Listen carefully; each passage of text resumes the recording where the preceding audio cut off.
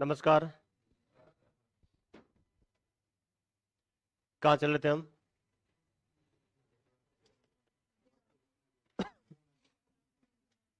क्या हुआ? पूर्ण अध्यार्थ हो गया ना आपका? इसके अलावा उद्देश्य और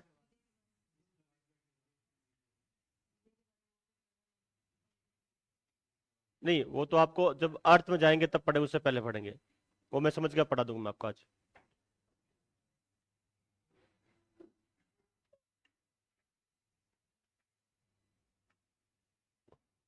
हमने मिश्र वाक्य में पढ़ा था, प्रधान उपवाक्य और आश्रित उपवाक्य। एक तो मुझसे पढ़ना पड़ेगा, प्रधान उपवाक्य और आश्रित उपवाक्य पढ़ना पड़ेगा। कब आता है प्रधान उपवाक्य, कब आता है आश्रित उपवाक्य? तो कुल मिलाकर आज का जो हमारा विषय पहला है वो है उपवाक्य।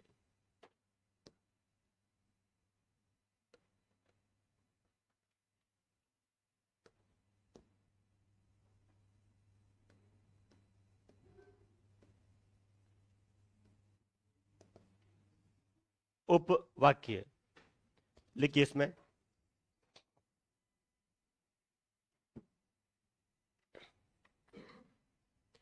जब दो अथवा अधिक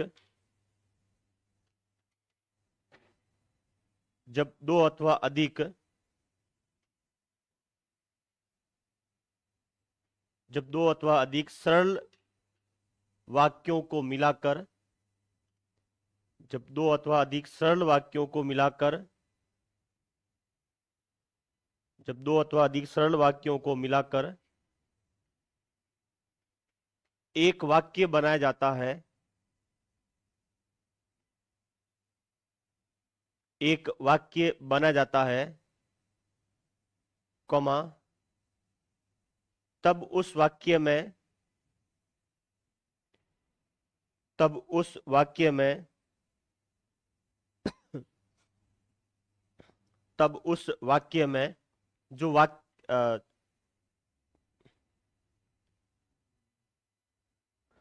जो सरल वाक्य होते हैं, तब उस वाक्य में जो सरल वाक्य होते हैं, कॉमा,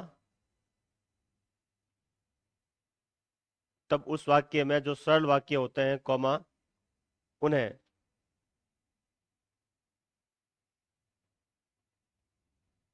उपवाक्य कहा जाता है।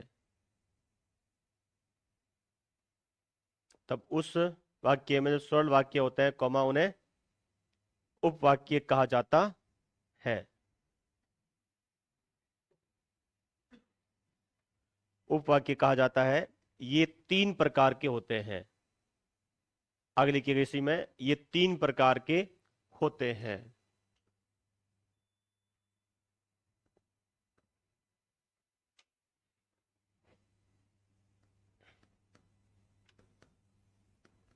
पहला प्रधान उपवाक्य, दूसरा आश्रित उपवाक्य, और तीसरा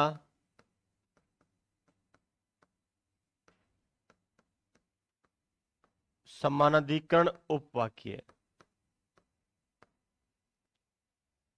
पहला है प्रधान उपवाक्य, दूसरा आश्रित उपवाक्य, और तीसरा है वो है समानाधिकरण उपवाक्य।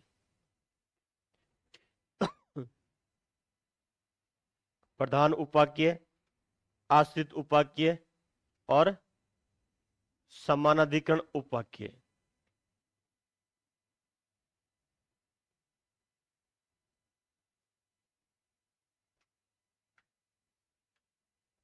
लिखना है इसमें, वह उपवाक्य वह उपवाक्य जो उद्देश्य और विधेय से मिलकर बना होता है। एक मिनट, वह उपवाक्य जो मुख्य उद्देश्य और मुख्य विधेय से मिलकर बना होता है। वह उपवाक्य जो मुख्य उद्देश्य और मुख्य विधेय से मिलकर बना होता है। वह उपवाक्य जो मुख्य उद्देश्य और मुख्य विधेय से मिलकर बना होता है, कॉमा, उसे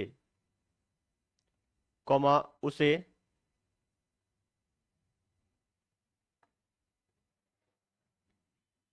उसे प्रधान उपवाक्य कहते हैं। जो मुख्य उद्देश्य और मुख्य विदेश से मिलकर बना होता है, कॉमा उसे प्रधान उपवाक्य कहते हैं। यानी कोई ऐसा वाक्य जो मुख्य उद्देश्य और मुख्य विदेश से मिलकर बना हो, वो प्रधान उपवाक्य कहलाता है। बीच में लिखिएगा, वह उपवाक्य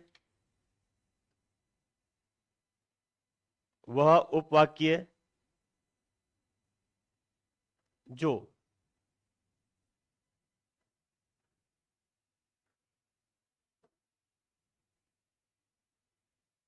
वह उपवाक्य जो प्रधान उपवाक्य का सहायक मात्र होता है। प्रधान उपवाक्य का सहायक मात्र होता है, कॉमा उसे आश्रित उपवाक्य कहते हैं।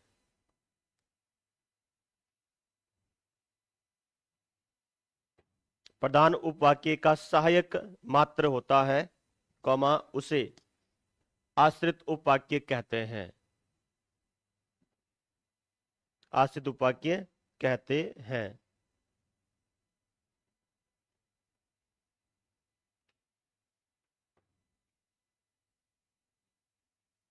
इस पर लिखिएगा, वह उपवाक्य जो प्रधान उपवाक्य या आश्रित उपवाक्य के समान अधिकार वाला होता है। वह उपवाक्य जो प्रधान उपवाक्य या आश्रित उपवाक्य के समान अधिकार वाला होता है। प्रधान उपवाक्य या आश्रित उपवाक्य के समान अधिकार वाला होता है, कॉमा उसे समानाधिकरण उपवाक्य कहते हैं।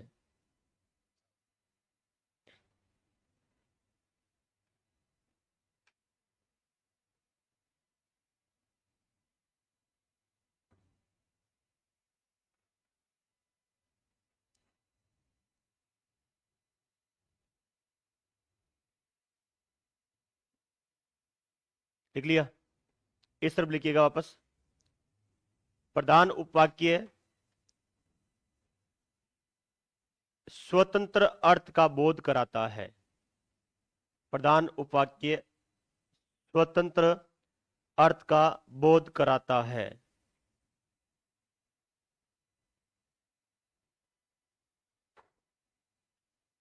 स्वतंत्र अर्थ का बोध कराता है। बीच में लिखिएगा, आश्रित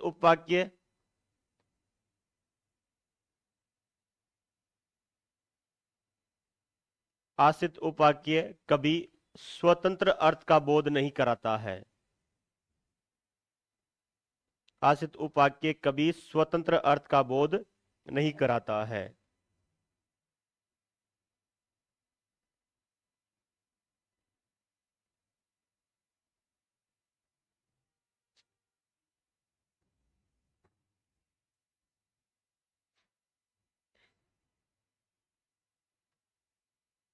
या लिखिए, समानाधिकरण उपवाक्य भी स्वतंत्र अर्थ का बोध कराता है।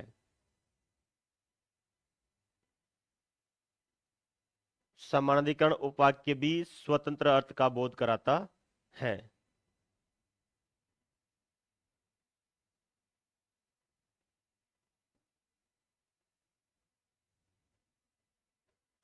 बोध कराता है।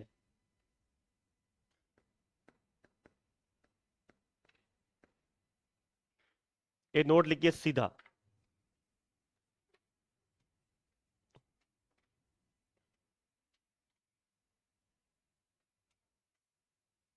प्रधान उपवाक्य और आश्रित उपवाक्य का संबंध, रुको रुको रुको रुको रुको रुको रुको रुको किसी उपवाक्य का संबंध सरल वाक्य से नहीं होता है। पहले ये लिखो आप, किसी उपवाक्य का संबंध सरल वाक्य से नहीं होता है। किसी उपवाक्य का संबंध सरल वाक्य से नहीं होता है। सरल सरल सरल वाक्य से नहीं होता है। सरल वाक्य से नहीं होता है। इनका संबंध, पूर्ण विराम, इनका संबंध, पूर्ण विराम, इनका संबंध या तो मिश्र वाक्य से होता है या इनका संबंध या तो मिश्र वाक्य से होता है या इनका संबंध या तो मिश्र वाक्य से होता है या संयुक्त वाक्य से। इनका संबंध या तो मिश्र वाक्य से होता है या संयुक्त वाक्य से। संयुक्त वाक्य से।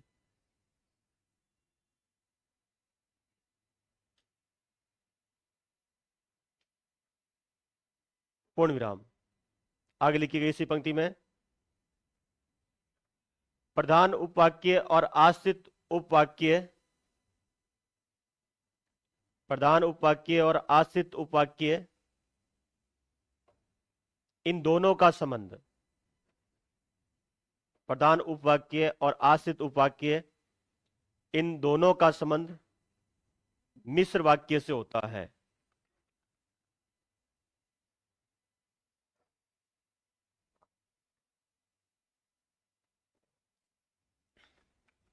मिश्र वाक्य से होता है। पूर्ण विराम। आगे लिखिए इसमें सम्मानाधिकरण, उसी में आगे लिखना भाई साहब, नई पंक्ति नहीं लिखनी है। तो कोई बात, लिखो लिखो, जहां आपकी मर्जी वहां लिखो, ठीक है। कहने से काम करते नहीं है। होता है क्या है कि ये नोट पूरा पढ़ोगे तो एक साथ का भेज में बैठ जाएगा, पंक्तियों में तोड़ोगे तो वो टूट जाएगी चीजें। चलो क्या लिखते हैं, समानाधिकरण उपवाक्य का संबंध सदैव संयुक्त वाक्य से होता है। समानाधिकरण उपवाक्यों कर देना, उपवाक्यों का संबंध सदैव संयुक्त वाक्य से होता है। सदैव संयुक्त वाक्य से होता है।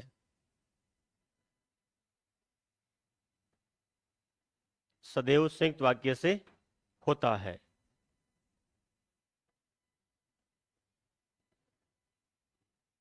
संयुक्त वाक्य से होता है। पूर्ण विराम। और लिख देना इसमें उदाहरण भी चाहिए, और लिखिए उदाहरण। तो हमने ये पढ़ा है कि प्रधान उपवाक्य जिसमें मुख्य उद्देश्य और मुख्य विधेय होता है। तो अच्छा, प्रधान उपवाक्य और आश्रित उपवाक्य का संबंध किस प्रकार के वाक्य से होता है? मिश्र वाक्य से। और सम्मानाधिकरण उपवाक्य का संबंध किससे होता है? संयुक्त वाक्य से। किसी उपवाक्य का संबंध सरल वाक्य से नहीं होता। ये सारी चीज कथनों वाली चीजें हैं। कोई कथन आ जाए कभी तो ध्यान रखना इस चीज के लिए। सामान्यतः क्या करते हैं, सामान्य तौर पर अधिकतर जो भाषाविदों ने ये कह रखा है कि उपवाक्यों का संबंध मिश्र वाक्यों से होता है, सरल और संयुक्त के साथ इसका संबंध नहीं होता है। ये कह रखा है, वो कथन गलत है। ध्यान रखना। एक उपवाक्य प्रकार, अच्छा उपवाक्य के प्रकार पूछ ले आपसे तो आप अधिकांश जो भाषाविदों ने कह रखा है कि दो ही होते हैं, जिसका कोई प्रमाण नहीं बताया है। दो का कोई प्रमाण नहीं है। देखिए एक आदमी कह दिया सब ढर्रे पर चल गए बिना प्रमाण के, तो ढर्रा ढर्रा होता है। देखिए प्रमाण प्रमाण होता है, ढर्रा ढर्रा होता है। कहीं पर ध्यान, जो प्रमाण के साथ जो चलोगे वो प्रमाण ही होगा आपका। चाहे वो एक है तो ढर्रे भले 99 पड़े आपके, प्रमाण एक ही माना जाएगा। सही समझ गया वो चीज। तो प्रमाण के अनुसार तो आपके तीन बनते हैं कि दो का संबंध होता है मिश्र वाक्य से और एक का संबंध है संयुक्त वाक्य से। किसका? समान, यानी समान अधिकार वाले उपवाक्य। परिभाषा लिखी हमने डॉक्टर भोलानाथ तिवारी की परिभाषा, जो मैंने उपवाक्य की परिभाषा लिखी। कि किसी वाक्य में जो सरल वाक्य मिलते हैं, यानी दो अथवा अधिक सरल वाक्यों को मिलाकर जब हम एक वाक्य मिलाते हैं, दो अथवा अधिक सरल वाक्यों को मिलाकर जब हम एक वाक्य मिलाते हैं, बनाते हैं, तो उस वाक्य में जितने भी सरल वाक्य आए वो सब क्या कहलाते हैं? फिर आश्रित नहीं कहलाते हैं, उपवाक्य कहलाते हैं। आश्रित कहां से लाओगे? इसमें आश्रित कहां से लाओगे? अच्छा, आश्रित लाओगे, प्रधान कहां जाएगा? आश्रित लिखा मैंने नहीं, उसे उपवाक्य कहते हैं। यानी जब आप दो तीन वाक्यों को मिला करके एक वाक्य बना दोगे, बना दिया, वो तो वाक्य हो गया। हम जानते हैं जिसमें दो तो सरल वाक्य आ गए, जो सरल वाक्य एक साथ में आ गए तो सरल तो है नहीं वो, कि परिभाषा कह रही है कि उपवाक्य की परिभाषा कह रही है उसमें एक से अधिक सरल वाक्य होते हैं। तो ये जो वाक्य बना है या तो होगा मिश्र वाक्य या फिर होगा संयुक्त वाक्य। तो इसमें जितने भी उपवाक्य हैं आपके, नहीं जितने ये वाक्य आए हुए हैं, इनको हम क्या कहते हैं? उपवाक्य कहते हैं, वाक्य नहीं कहते हैं। जैसे हम एक पढ़ते हैं, वाक्य प्रयुक्त शब्द को पद कहते हैं, फिर शब्द नहीं कहते हैं, समझ गए आप? तो जो संयुक्त तो मिश्र वाक्य है, इसमें जो भी आपके वाक्य आते हैं उनको वाक्य नहीं बोलते हैं, फिर क्या बोलते हैं? उपवाक्य बोलते हैं। ये आपको ध्यान रखना पड़ेगा। उसमें क्या बोलते हैं? उपवाक्य बोलते हैं, जो तीन प्रकार के हैं। तो मिश्र वाक्य में तो आते हैं दो प्रकार। भाई हम जानते हैं मिश्र वाक्य की परिभाषा क्या थी? ऐसा वाक्य जिसमें एक प्रधान उपवाक्य और एक अथवा अधिक आश्रित उपवाक्य हो, ये हमने मिश्र वाक्य की परिभाषा। तो प्रधान और आश्रित किस में आएंगे? मिश्र में आएंगे। फिर आते हैं ये समान अधिकार वाले। असमान अधिकार वाले किस में होते हैं? संयुक्त में होते हैं। दो अथवा अधिक सरल वाक्य नहीं लिखा परिभाषा में, और उपवाक्य की परिभाषा कह रही है जब दो अथवा अधिक सरल वाक्य मिलाकर एक वाक्य बनाया जाता है। तो फिर जो आप प्रकार दे रहे हो कि प्रधान उपवाक्य और आश्रित उपवाक्य, तो फिर परिभाषा डॉक्टर भट्टला तिवारी वो क्यों लिखी? फिर सरल सरल शब्द का प्रयोग क्यों किया उन्होंने? तो फिर तीसरा, पंडित कामता प्रसाद गुरु के अनुसार है कि समानाधिकरण उपवाक्य भी एक उपवाक्य होता है। इन तीनों को मिलाकर आपके सामने तीन प्रकार बताए गए हैं। कितने? तीन प्रकार बताए गए हैं। तो इन तीनों का प्रकार ध्यान रखना, दो का संबंध होता है मिश्र वाक्य से और एक का संबंध होता है संयुक्त वाक्य से। अब आपको पहचानना है कि इसमें कौन सा वाक्य नहीं, किस वाक्य में कौन सा उपवाक्य आए हुए हैं, कौन सा उपवाक्य आए हुए हैं। जैसे एक उदाहरण देखिएगा,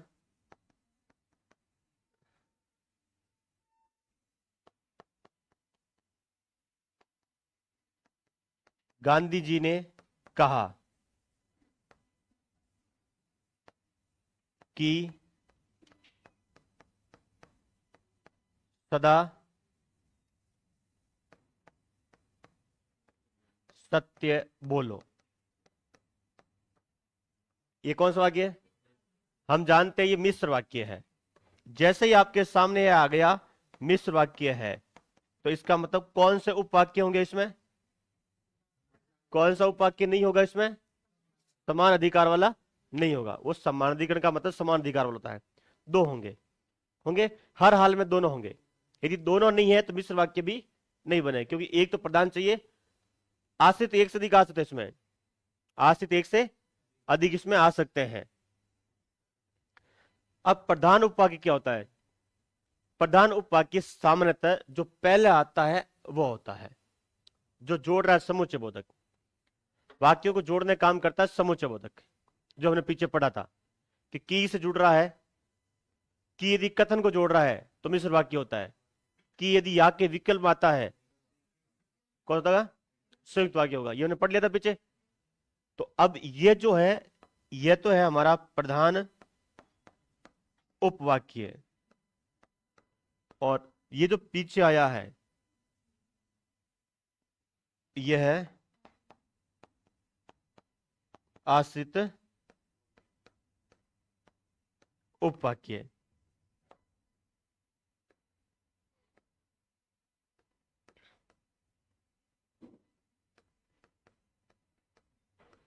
बच्चे पहले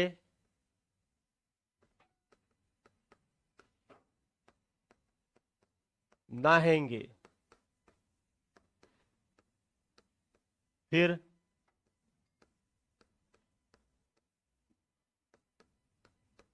पढ़ने बैठेंगे। हम लिखा है कि बच्चे पहले नहाएंगे फिर पढ़ने बैठेंगे। तो बच्चे पहले नहाएंगे फिर पढ़ने बैठेंगे, इसमें ऐसा क्या है? पहले बताओ ये वाक्य कौन सा है? संयुक्त है भाई, सरल वाक्य संयुक्त है मिश्र है? किससे पता किया आपने? फिर से पता कर लिया यानी। और फिर कौन सा समुच्चय बोधक है? कौन सा है? देखो कल मैंने आपको समुच्चय बोधक पढ़ा है। अब जो पढ़ने वाला विद्यार्थी जो सीरियस पढ़ता है, मैं आपको बताता हूं सीरियस कौन पढ़ते हैं। आपको कहता कि सर को कैसे पता चलता है व्यक्ति सीरियस पढ़ाई कर रहा है? मैं सीरियस पढ़ाई क्यों नहीं कर रहा हूं, इनको कैसे पता चला? तो सुनिएगा, हमें कैसे पता चलता है और सीरियस व्यक्ति की क्या पहचान होती है कि ये वास्तव में डेडिकेशन के साथ पढ़ता है व्यक्ति। कल मैंने आपको वाक्य पढ़ाया और वाक्य में पहचान बताई थी आपको मिश्र वाक्य और संयुक्त वाक्य समुच्चय बोधक के आधार पर, और सरल वाक्य की पहचान बताई आपको क्रिया के आधार पर। ये बताया हमने, पहचान भी ये पढ़ा था। अब जो व्यक्ति वास्तव में, ठीक है, सीरियसली पढ़ाई करता है कि नहीं मुझे विषय को बहुत अच्छा करना है, उसने घर जाकर एक एक समुच्चय बोधों को ढंग से पढ़ा है।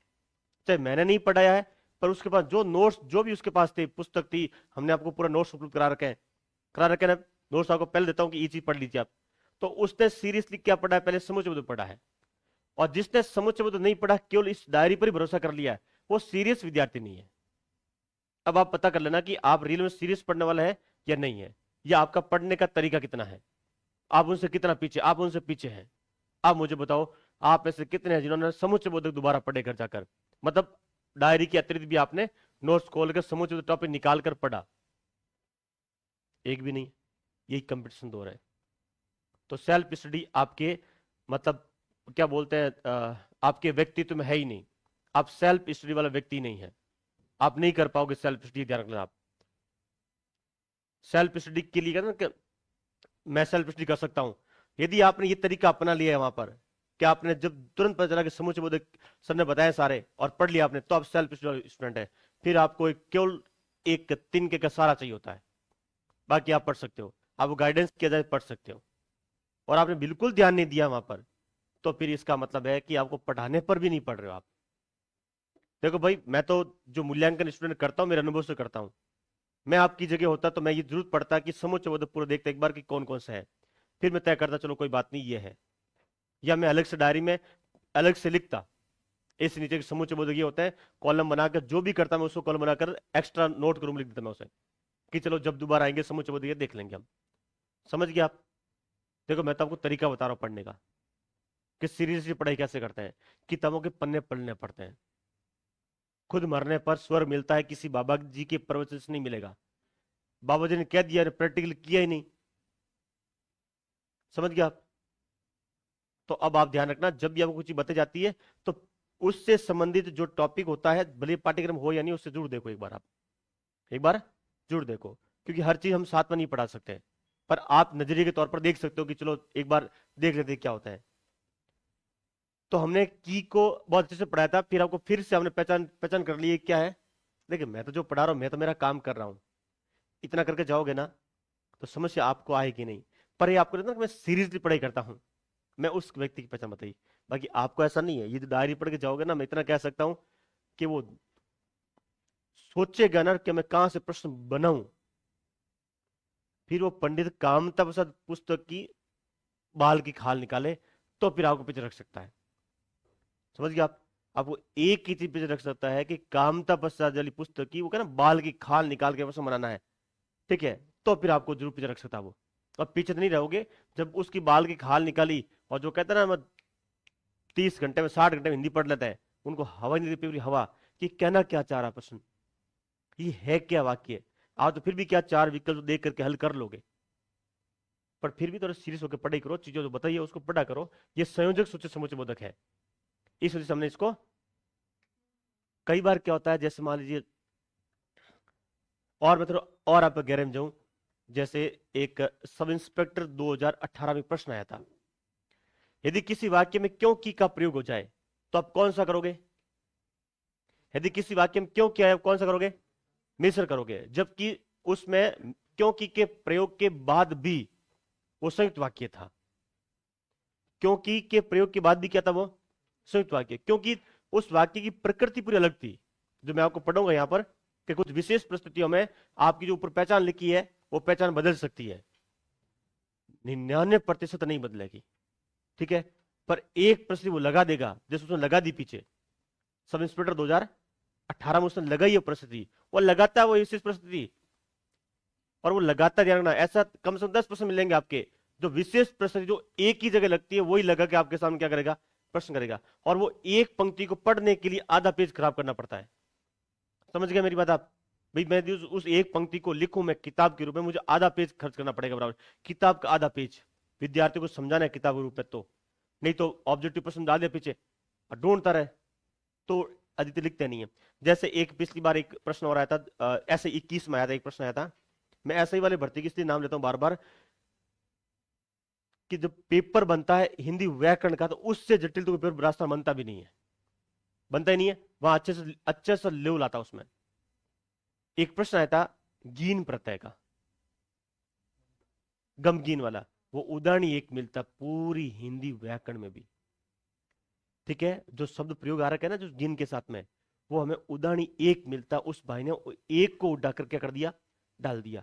अब मुझे बता दो, वो कामता पश्चात जी वाली पुस्तक में भी नहीं है, उसने शब्दकोश से उठाया और प्रश्न बना लिया, उसने शब्द उठाकर क्या कर रखा है, प्रश्न बना रखा है, या उनकी ऐसी कोई पुस्तक उनके सामने, ठीक है, जिसमें उदाहरण दे रखा है, कि सबसे ज्यादा व्याख्या उन्होंने कर रखी है, प्रत्ययों की सबसे ज्यादा व्याख्या उन्होंने अच्छी उन्होंने कर रखी है, उसमें भी नहीं है, फिर उन्होंने उठा लिया प्रश्न को, दीदी आपके सामने।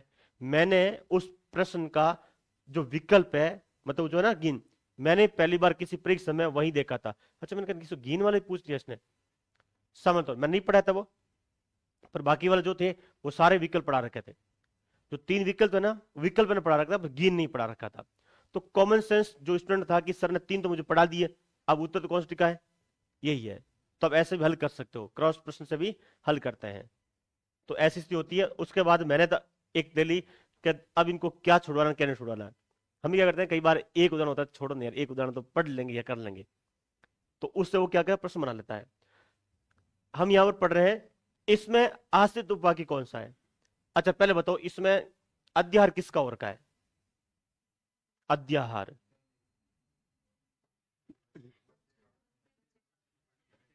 किसका और का है, सिर्फ एक अध्याहार और का है। देखिए बच्चे पहले नहाएंगे फिर पढ़ने बैठेंगे, तो फिर यहां पर किसका अध्याय रुक रहा है, बच्चे शब्द का अध्याय हो रखा है, हो रखा है, मतलब 2 क्रिया आई है, सरल वाक्य, ये भी सरल वाक्य और ये भी सरल वाक्य, दोनों समान अधिकार वाले हैं। आप किसको ऊपर नीचे कहोगे, भाई बच्चे पढ़ने बैठेंगे, वाक्य बराबर दे रहा है, बच्चे नहाएंगे, भाई बच्चे पहले नहाएंगे, बच्चे पहले नहाएंगे, तो आधार कहां हुआ, निर्भरता कहां हुई। तो फिर लोग कहते हैं कि निर्भरता है कि फिर पढ़ने बैठेंगे, कोई बात नहीं, देखिए बच्चे पहले नहाएंगे उसके बाद पढ़ने बैठ जाएंगे, उसके बाद पढ़ने बैठेंगे, तो क्रिया पहले एक संपन्न होगी उसके बाद में क्रिया दूसरी। सब निर्भरता नहीं है, निर्भरता नहीं है कि यदि पढ़ेंगे तो सफल होंगे, ये निर्भरता होती है, ये आश्रयता है। जैसे मान लीजिए मैं यहां लिख दूं, यदि हम पढ़ेंगे तो सफल होंगे, ये निर्भरता है, ये क्या है, निर्भरता। कह दिया पढ़ाई करेंगे तो ही ये परिणाम मिलेगा, आपको सफलता मिलेगी।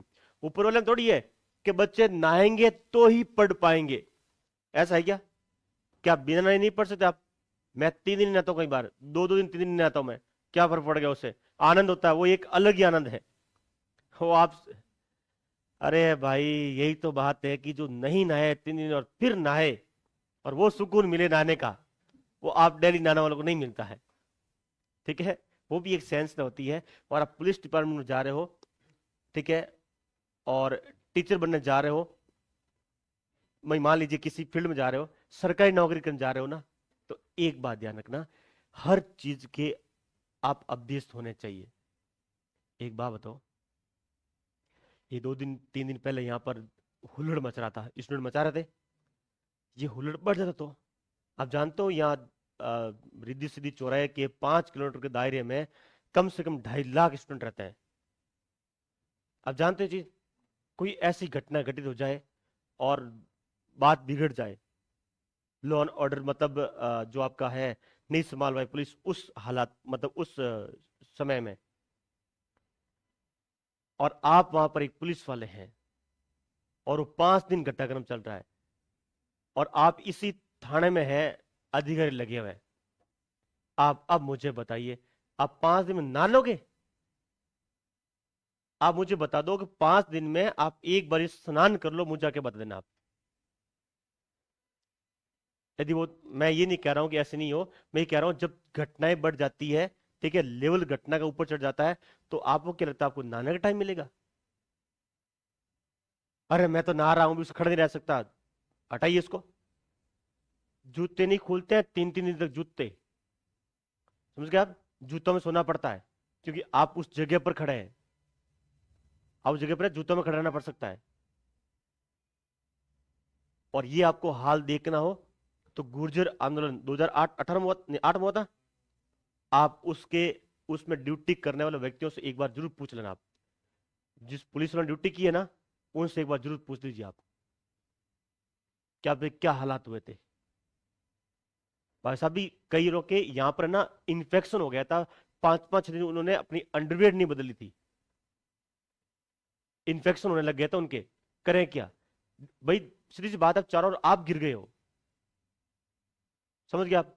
कितनी फोर्स भेजे वहां पर, संसाधन रखना पड़ता है, और जो नेतृत्व करता है ना, उसको रखना पड़ता है, कभी भी किसी समय एक्टिव रहना पड़ता है आपको।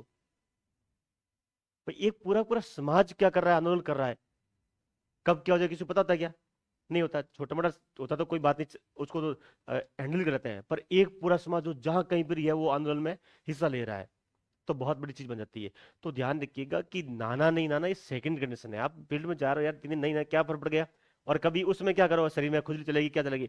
मैं तो कर रहा हूँ 3-4 दिन बढ़िया आनंद लो। आप अधिकतम कितने नहाए बिना रह सकते हो, प्रैक्टिस कर लो, क्या फर्क पड़ गया? आपको कौन सा, और सर्दियों में कौन सा आपको आगे पूछता है? और वैसे आप में से कह सकता हूँ कई ऐसे जो आज नहा कर नहीं आए, डीओ करके आ जाते हैं। जो ज्यादा डीओ बास रहा ना, मैं समझता हूँ नया नहीं है, मैं ये समझता हूँ, ठीक है? मैं कम से कम डीओ लगाता हूँ, कम से कम। क्यों? ना लेते हैं, जरूरत नहीं पड़ती है।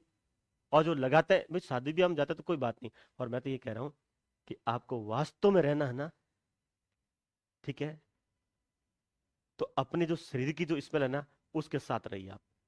प्राकृतिक आर्टिफिशियल मत करिए आप, उसके साथ है ना, उसको गंध अपनी है ना शरीर की, वो रहने दीजिए, ज्यादा ठीक रहे। आप ज्यादा आकृष्ट होंगे जल्दी, किसी के प्रति होना है ना, तो आपकी जो महक है वो विप्रीलिंग के लिए बहुत महत्वपूर्ण होती है, होती है।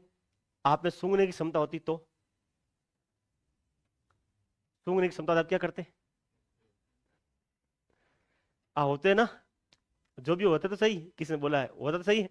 हाँ, तो आप में सूंघने की क्षमता नहीं है, इसलिए क्या करते हो आप, डीओ लगाते हो। बाकी आपके शरीर में से ही एक स्मेल निकलती है जो दूसरे प्राणी सूंघते हैं आपको। आप निकलते हो कहीं पर भी दूसरों के पास, मतलब आप 5 मिनट खड़े रहिए, और इधर 4-5 मतलब जैसे हिरण है, ठीक है, और आप खड़े रहिए 5 मिनट, वो समझ जाएंगे यहाँ इंसान खड़ा है। आपके शरीर की गंध उन तक, भाई मान ली 5 मिनट पहुंच जाएगी ना, वो समझ जाएंगे यहाँ पर इंसान है, वो तुरंत समझ जाएंगे कि उनमें सूंघने की क्षमता बहुत होती है, हमारे अंदर नहीं है। जैसे मैं लिखा ना कैल्शियम है, शेर में सूंघने की क्षमता नहीं होती है, शेर में, चित्तों में, इनमें जो नहीं, सूंघने की क्षमता हमेशा जाना शाकाहारी होते हैं उसमें ज्यादा होती है, जो होते हैं ना शाकाहारी, उसमें सबसे ज्यादा क्षमता होती है सूंघने की। जो मांसाहारी है उनमें सूंघने की क्षमता कम होती है, और सबसे ज्यादा, और मांसाहारी में भी, और जो केवल तरल पदार्थ जो खून पर निर्भर है, उनमें सबसे ज्यादा होती है। मच्छर में सबसे ज्यादा सूंघने की क्षमता होती है, हवा के विपरीत में 1.5 किलोमीटर वो सूंघ लेता है, ऐसा कहा गया है। हवा की विपरीत दिशा में, यदि हवा इधर चल रही है, इधर चल रही है, और मच्छर उधर है, तो आपकी कहते हैं कि 1.5 किलोमीटर तो वो इससे सुन लेता है कि यहां पर कोई है, ऐसा कहा गया है। और उसमें इतनी क्षमता किसमें, मच्छर में। तो आपको लगता है कि मच्छर नहीं आएगा, वो तो दौड़ के आएगा। आप कहीं बैठ रही है, मच्छर आपको सूंघ कर आ जाएगा कि हाँ ये मेरा शिकार है यहाँ पर, उसका भोजन है भाई, उसका भोजन यही है। तो यदि हम पढ़ेंगे तो ये क्या होंगे, सफल होंगे, ये आश्रित है। अब मुद्दा ये कि आश्रित, प्रधान आश्रित कौन सा, मुख्य गौण नहीं, प्रधान कौन सा आश्रित कौन सा है? ये दोनों उपवाक्य है, ये भी उपवाक्य है और ये भी उपवाक्य है। और अब बताइए ये उपवाक्य कौन सा और ये उपवाक्य कौन सा है? तो हम कहते हैं यहां पर ये समानाधिकरण है, समानाधिकरण उपवाक्य है। और ये वाला देखिए समानाधिकरण उपवाक्य है। और ये वाला यदि हम पढ़ेंगे तो सफल होंगे। प्रधान कौन सा है? क्योंकि मिश्र वाक्य है। ये वाक्य कौन सा है? मिश्र है। और ये वाला संयुक्त वाक्य है। तो संयुक्त वाक्य इसका मतलब है वहां पर समान अधिकार वाला है। और ये वाला वाक्य मिश्र वाक्य। तो इसका मतलब है एक तो इसमें है प्रधान, दूसरा आपको कैसे पता चला प्रधान ये है कि ये है? प्रधान कौन सा है? किसके किसके कार्य करने पर कार्य ही होगा हमारे, तो ये प्रधानता है। प्रधान क्या होगा? जिस पर कार्य टिक्का होगा है। तो ये है आपका प्रधान उपवाक्य। और ये वाला आश्रित उपवाक्य। ये देता अर्थ। पढ़ेंगे, हम पढ़ेंगे, ये आपका स्वतंत्र रहता है। और ये सफल होंगे, ये स्वतंत्र अर्थ नहीं देता है। ये इसके निर्भरता के साथ कहता है अर्थ ये कार्य होगा तभी ये कार्य संपन्न होगा। तो कहते हैं ये वाला इस पर आश्रित है, ये वाला इस पर क्या है? आश्रित। ये प्रधान है, दूसरा ये वाला आश्रित है। और आश्रित उपवाक्य होते हैं ये फिर तीन प्रकार के होते हैं वापस। और अभी हम क्या पढ़ रहे थे? अभी हम क्या पढ़ रहे थे? उपवाक्य कितने प्रकार के हैं? तीन। फिर आते हैं आश्रित उपवाक्य। यहां पर जो आश्रित उपवाक्य ये फिर तीन प्रकार का होता है, जिससे सीधे प्रश्न आता है, जिससे सबसे ज्यादा प्रश्न यहां से आता है। मतलब इतनी गहराई से प्रश्न बनता है कि वापस ये तीन प्रकार के वहां से प्रश्न बनता है आपका, वहां से ये प्रश्न बन जाता है। तो लिखो आप इन्हें।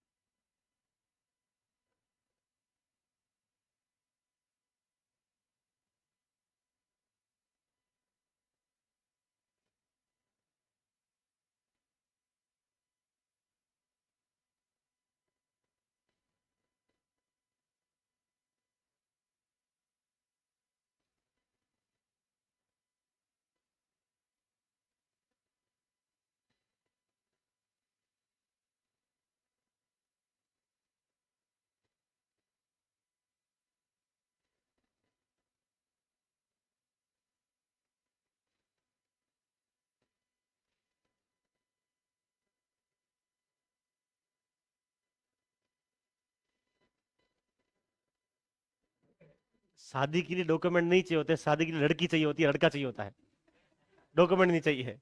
लड़की है भाई साहब? लड़की है तो डॉक्यूमेंट से क्या करोगे? अच्छा, किससे? किससे होती है? देखिए शादी के लिए विपरीत लिंगी चाहिए होता है? कोर्ट मैरिज अकेले जाकर क्या करोगे भाई साहब? नहीं नहीं नहीं, इतना वो दूसरे वाला शौक भाई साहब का नहीं है, नहीं है भाई साहब? नहीं नहीं, ऐसा मत करिए आप, पढ़े लिखे व्यक्ति हैं। आपको बुरा लगता है? अच्छा, मैंने सोचा मेरी बात का लग गया।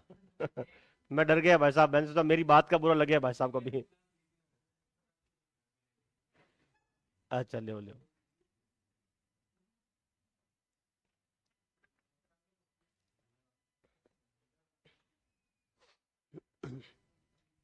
पीछे ले लो, ले।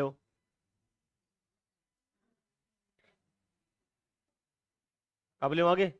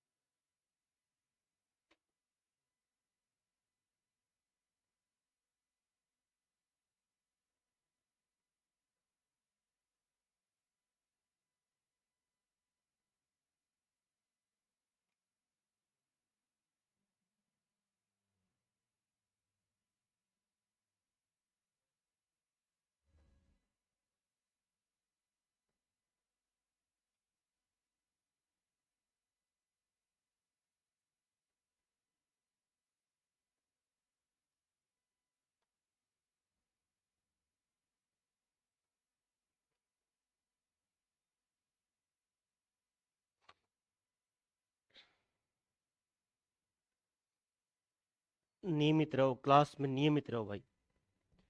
करत करत अभ्यास ते जड़मत योत सुजान। आज नियमित बन जाओ, धीरे धीरे 4 घंटे 3 घंटे 5 घंटे जो भी होती है पढ़ाई करते रहो। भर्ती आने के बाद में फुल पढ़ाई करो, दुनिया को भूल जाओ। कोई मर जाए, कोई जिए, कोई किसी की शादी हो, कुछ भी हो, आपको जगह नहीं छोड़नी है, आंखें नहीं छोड़नी है। आप एक दिन आंखें छोड़ते हो 3 दिन खराब आपके, 3 दिन छुट्टी, 9 दिन खराब। कोई फर्क नहीं पड़ता उससे। आपका करियर आज के टाइम में करियर पहले है। जब आपकी बहुत ज्यादा हो कि आपके बिना हो ही नहीं सकता काम, तब आप जाइए। आपके बड़े भाई की शादी है, यदि आप नहीं जाओगे तो बड़े भाई की शादी रुकेगी नहीं। जब नहीं रुकेगी तो आपकी इंपॉर्टेंस वहां पर नहीं है। क्या कह रहे हो? मेरे रियल चाचा है, भोपाल अड्डे में उनका वो हॉस्पिटल है, डॉक्टर है। वो अपने बड़े भाई की शादी में नहीं आए थे। जब 1997 में कोटा पीएमटी की तैयारी कर रहे थे, उनका थर्ड टाइम था। तो दादाजी कहते हैं कि जब यहां से गए थे तो बोला कि तू जा तो रहा है, सिलेक्शन लेकर ही वापस आना। मतलब 1 साल ही बाद वापस ना, सिलेक्शन हो या नहीं हो सेकंड कंडीशन है, बीच में बड़े भाई की शादी है। यदि तू जा रहा है तो ड्रॉप कर दे, अगली बार जाना, अगले साल जाना। और अभी जा रहा है तो वापस शादी में नहीं आएगा, शादी में नहीं आएगा। और वो शादी में नहीं आए तो क्या नाराजगी उनको? कोई नाराजगी नहीं हुई थी। और जिनकी शादी में नहीं आए, वो सबसे ज्यादा वो उन्हीं को पूछता है। जिनकी शादी में नहीं आए ना, कि वो बन गए कुछ, और जिनकी शादी थी वो कुछ बने नहीं, तो फिर बन गया उसकी वैल्यू है। मैं तो प्रैक्टिकल हो रखा है ना, इसलिए आपको बता रहा हूं। आपके जानने से किसी का काम नहीं रुकता भाई। आप अगले को बोल दीजिए कि मैं नहीं आ सकता, मेरे से कोई और आ रहा है, अगला आपसे नाराज नहीं होगा। मैं तो आपकी शिक्षा दे रहा हूं ताकि एग्जाम से पहले आप गलतियां ना करो। एक 2017 की बात है। एक कैंडिडेट, मैं बता रहा हूं मैं आपको, स्पेशल टीचर का कैंडिडेट है। 2017 में ऐसी स्थिति हुई थी कि जिसने स्पेशल बीएड या बीएससी कर रखी थी, ऑल क्लियर सेलेक्ट हो रहे थे। जिसके भी 150 में से 90 नंबर आए, वो क्यों रीट के आधार पर थे। मैं भी उसमें सम्मिलित था, मेरे पास भी स्पेशल बीएड थी, मेरे पास भी स्पेशल बीएड थी। तो मेरे बैच में 8 जने थे, मैं खुद पढ़ा भी रहा हूँ, और जहां से मैं बीएड कर रहा था वहां पर जो लड़के थे उस भर्ती में सम्मिलित हो रहे थे। एक ऐसा बैच था जो चल रहा था, और जो सीनियर थे उसके और सीनियर थे। शायद ही ऐसा कोई व्यक्ति जो जो कुछ जो लड़के पढ़ रहे थे और जिन्होंने रीट एग्जाम दिया था, पढ़ते पढ़ते कहीं ना कहा कि भाई हम फॉर्म भर देते हैं, पढ़ते पढ़ते रीट एग्जाम दे दिया, और भाई के फर्स्ट ईयर एग्जाम हुआ है। क्या हो रखा है? फर्स्ट एग्जाम हो रखा है, सेकेंड ईयर के एग्जाम का नहीं, फोर्थ सेमेस्टर के एग्जाम का फॉर्म नहीं भरा, और रीट में सिलेक्शन हो गया है। स्पेशल का बता रहा हूं मैं, टैप्स एंड हैप्सन कॉलेज है जोधपुर में, उसकी घटना घटित हुई थी रीट 2017 वाली में। लड़कों का रीट में, आप कहते हो ना कि हमें क्या करना चाहिए नहीं करना चाहिए, तो मैं आपको एक बहुत बढ़िया उदाहरण दूं इस चीज का। रीट में सिलेक्शन हो गया, और फोर्थ सेमेस्टर का एग्जाम नहीं हुआ है। आप पर क्या बीतेगी बताइए आप। 8 कैंडिडेट, जिसमें रीट स्पेशल का टॉपर सम्मिलित है उसमें। जो टॉपर है ना, जिस टॉप किया था, मतलब पढ़ाई करते जिसने टॉप किया था, वो हमारा स्टूडेंट रहे हुए हैं। जब ये बात उन्होंने हमें बताई थी कि भाई ऐसी ऐसी स्थिति हो गई है और क्या कर सकते हैं, मतलब उसमें 2 3 ऐसे थे तो मेरे बहुत अच्छे मित्र मंडली टाइप के लड़के थे, मतलब ऐसे हमने उस चीज का संघर्ष किया था। 18 दिन में यूनिवर्सिटी में एग्जाम कराए थे फॉर्म भर करके। क्योंकि कोई भी अधिकारी उच्च पद पर बैठा व्यक्ति, उनका एग्जाम का टाइम हो रखा था, ठीक है, पर वो कहते हैं कि 2 महीने नहीं कराएंगे तो क्या फर्क पड़ता है। यूनिवर्सिटी में क्या है, 2 महीने 1.5 महीने लेट हो जाता है तो एग्जाम में कोई दिक्कत होती नहीं, वैसे भी होती है क्या, नहीं है।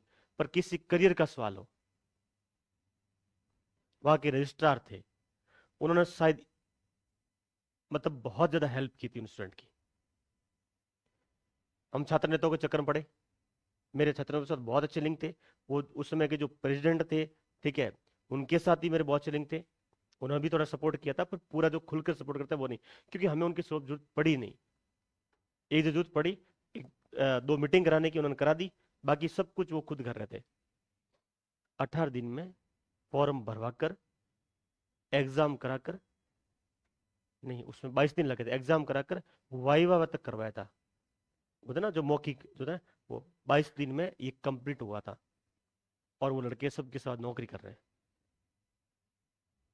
कोई हुल्लड़ नहीं, कोई दंगा नहीं, कोई कुछ नहीं था। और यूनिवर्सिटी के छात्र नेता थे ना, उनको भी पता था कि ये काम ये करा लेंगे, तो ये काम ये आराम से करा लेंगे। वो काम हुआ था। तो फॉर्म भर दीजिए, आप किसी भर्ती का सिलेक्शन हो जाए उसके बाद की बात सोचेंगे। ये उदाहरण बता रहा हूँ, कहते हैं ना कि रीट फॉर्म भरने का क्या होगा क्या नहीं होगा। उनको यदि लिया है तो आपको ही लेंगे, उनको लिया तो उनको भी, आपको भी लेंगे। आवाज उठाने वाला सही व्यक्ति होना चाहिए, सोशल मीडिया पर हो या नहीं हो कोई फर्क नहीं पड़ता है। यदि हम उसमें लीडरशिप करना शुरू करते हैं सोशल मीडिया पर कि हम ये करा रहे हैं, तो कल नेता बन जाते। इतने टाइम लगता है कि भर्ती हो गई और श्रेय ले लेते, क्या फर्क पड़ता उस चीज के लिए। हमने श्रेय नहीं लिया। वो कुलपति, और कुलपति कार्यवाहक थे, कुलपति खुद वहां पर थे नहीं, ठीक है। कार्यवाहक थे, वो थे कृषि विश्वविद्यालय के कुलपति थे, जिनको कार्यभार दे रखा था। तो रजिस्ट्रार के पास सब कुछ था, कभी उधर जाओ कभी उधर जाओ, मतलब 15 किलोमीटर का गैप था दो ऑफिस के बीच में। फिर भी काम हुआ है। तो फॉर्म भरो, जो होगा देखा जाएगा। आपका सिलेक्शन होने के बाद में कोई व्यक्ति नहीं चाहेगा आपके जीवन में कि आप पीछे रह जाएं। समझ गए आप? हो सकता है कि आपका प्रिय हो, जो आपसे जलता हो, वो आपको पीछे रखने के लिए सोच सकता है, पर उच्च पद पर बैठा व्यक्ति कभी नहीं सोचेगा इस व्यक्ति का करियर खराब हो जाए, जिसने अपनी मेहनत से यहां तक पहुंच गया है। समझ गए आप? अब मुझे बताओ कि आप कई बार कहते हो कि ऐसे की भर्ती रद्द करा दो आप, चलो रद्द करा दो, पर जिसने अपनी मेहनत से गया उसका क्या करोगे आप? कौन चाहेगा उसकी उसकी बदुआ लेने का? और वो सुबह उठते ही बिना मुंह धोए बदुआ देगा किसी न किसी को। वो लगती है, कहते हैं बाण की तरह लगती है वो, और नित्य प्रकृति भी सुनती है। कौन लेगा उनकी आई? आप लोगे? मुझे बताइए, कोई लेगा? कोई नहीं। तो और दूसरी बात है, तथ्य ही नहीं है तो फिर क्या करोगे आप? एक बिंदु लिखिएगा यहां पर, और एक बिंदु यह है,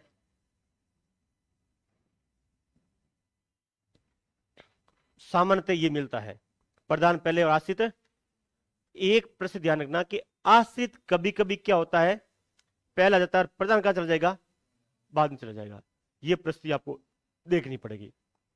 इसमें सामान्यतः वो चालाकी नहीं कर पाता है, पर कभी कभी वो चालाकी कर लेता है। और चालाकी क्या करेगा वो आपको समझनी होगी वहां पर। मैं बता दूंगा कि ये यहां पर यदि समझ लिया आपने तो चालाकी यही होती है। तो लिखिए, एक नोट लिखिएगा। अच्छा, मैं आपको ये बता रहा था उसमें, जो मैन की छुट्टी करने रीट 2017 में स्पेशल वाले ऑल क्लियर थे। जो लोग जिनका मतलब जो बीएड कर रहे थे, उनका भी सिलेक्शन हुआ है ना? ऐसा हुआ है। एक व्यक्ति जिसके कजन की शादी थी, कजन की शादी, और मुझसे बीएड में वो सीनियर थे, महिला थी, और मेरे दोस्त की मिसेज थी वो। मैंने मेरे दोस्त को बोला था, मैं पढ़ा रहा हूँ 17 बीएड इडिट वाला बच्चों को, मैं उसको बोला था, मैंने कहा देख, इसको एक बार बोल दे शादी मत जा। क्या यार, क्या करना है शादी में, चले जाएंगे क्या फर्क पड़ जाएगा, पढ़ लेंगे। वैसे तो स्पेशल है, उस समय स्पेशल ही दौर था, परीक्षा में बेटा सिलेक्शन हो जाता है। सबके उसके साथ में पूरे बैच का सिलेक्शन हो गया, सिर्फ उस एक कैंडिडेट का नहीं हुआ है। और उसके 150 में से ये नंबर है, और जिसके भी 90 नंबर थे वो सिलेक्ट हुआ। आप मुझे बताइए, इस व्यक्ति का एक नंबर वो किससे हुआ था? शादी से। उसने 7 या 8 दिन छुट्टी की थी एग्जाम से 1 महीना पहले, महीना 100 महीने पहले था, शादी सीजन था, उस समय ये होती। आप मुझे बताइए ये और अभी अभी भी इसका सिलेक्शन नहीं हुआ है, क्यों? अब कहां से होगा? अब तो कॉम्पिटिशन खुद का उसका बड़ा हो गया भाई। 17 के बाद में रीट स्पेशल वाली लड़कों ने इतनी कर ली है, बीएड और बीएड, कि कोई कंपटीशन मतलब नहीं रहा। अब मुझे बताइए इसका क्या होगा? वो 1 नंबर से पीछे रहा हुआ है। 89। और अब मैं तो क्या बोलूं, मैंने पूछा तो मुझे बहुत दुख हुआ था इस चीज का। फैमिली को फर्क नहीं पड़ेगा, मेरे दोस्त को कोई फर्क नहीं पड़ता कि ये नौकरी करे नहीं करे, उसको इतनी अत्ता भंडार उसके पास में कि वो नहीं करे, वो खुद बैठा रहना जीवन भर, अभी नहीं कमाए ना तो उसे खत्म नहीं होंगे उसके। बापू ने इतना कमा रखा उसके लिए, इतना बड़ा उसका व्यवसाय उसके पास में है। पर महिलाएं उस घर की सब सरकारी नौकर है, वो एक नहीं है, वो गृहिणी बनकर उसको वो ठीस है हमेशा, मतलब वो ना अंदर ये रख देखी है। तो कई बार ऐसा होता है कि शादी ब्याह आपके लिए क्या करता है, नुकसानदायी। और उसने एक ही बोला था कि मैंने उसकी शादी में, मुझे नहीं जाना था शादी में, पर सबने कहा इसलिए मैं चली गई। और मैं नहीं जाती तो कोई दिक्कत नहीं, मेरे एग्जाम थे और मुझे कोई छेड़ता भी नहीं, क्योंकि जो एजुकेटेड परिवार है तो कोई छेड़ता नहीं कि ठीक है आप ये पढ़ाई करो, आप कोई दिक्कत नहीं।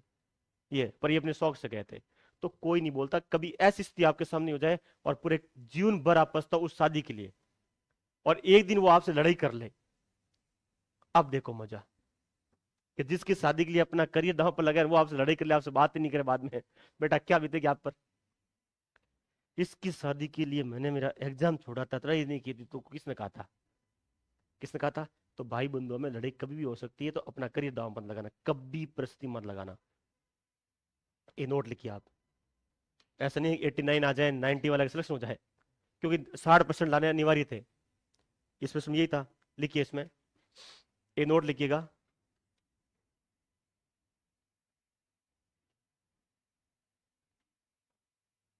सामान्यतः नहीं, मिश्र वाक्यों में सामान्यतः, मिश्र वाक्यों में सामान्यतः आश्रित उपवाक्य, नहीं, मिश्र वाक्यों में सामान्यतः प्रधान उपवाक्य पहले और आश्रित उपवाक्य बाद में आता है। मिश्र वाक्यों में सामान्यतः प्रधान उपवाक्य पहले और आश्रित उपवाक्य बाद में आता है, बाद में आता है। जैसे,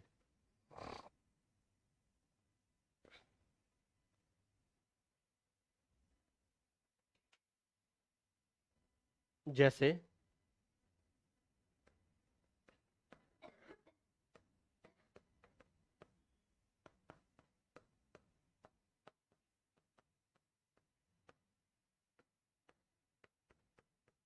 जैसे नीचे वाक्य लिखना, आपको किसने बताया कि मैं,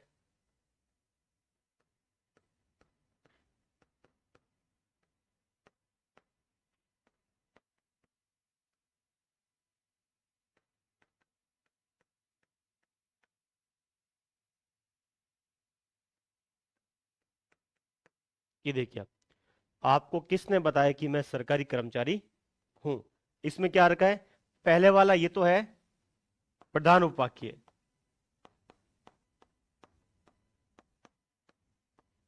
और दूसरा वाला है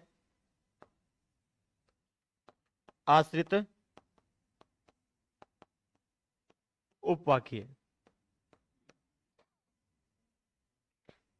सही है भाई, आपको किसने बताया, ये प्रश्न कर रहा है यहां पर, कि मैं सरकारी कर्मचारी हूं, या मैं सरकारी कर्मचारी बन गया, ठीक है, या मतलब मैं घर गया, ठीक है, या मैं वहां गया, कोई भी वाक्य आ जाता है, तो सामान्यतः क्या होता है कि पहले तो प्रधान आता है और दूसरा आश्रित आता है। लिखो,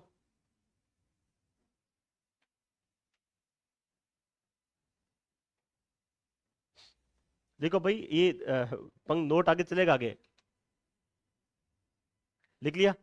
अब नई पंक्ति से लिखना, नई डैश में लगाना, केवल नीचे लिखना परंतु और कॉमा, और फिर लिखिए आगे। नोट दूसरा नहीं, नोट वही है, परंतु आगे लिखिए, परंतु कभी कभी,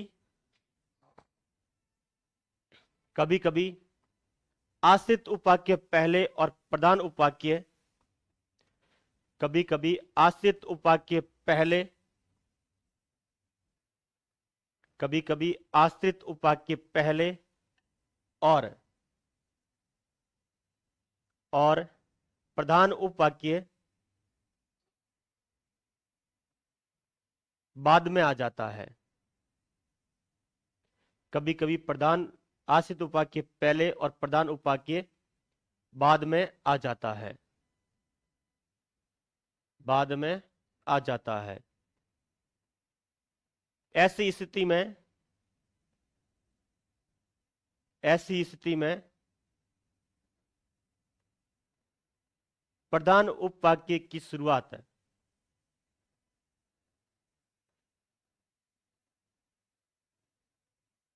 प्रधान उपवाक्य की शुरुआत यह सर्वनाम से होती है। ऐसी स्थिति में प्रधान उपवाक्य की शुरुआत यह सर्वनाम से होती है।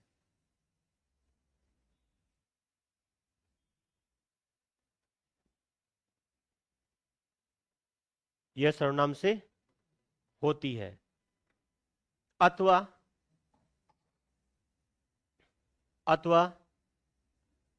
प्रधान उपवाक्य की शुरुआत में यह का भाव निहित रहता है, अथवा प्रधान उपवाक्य की शुरुआत में यह का भाव निहित रहता है, यह का भाव निहित रहता है। शुरुआत में यह का भाव निहित रहता है।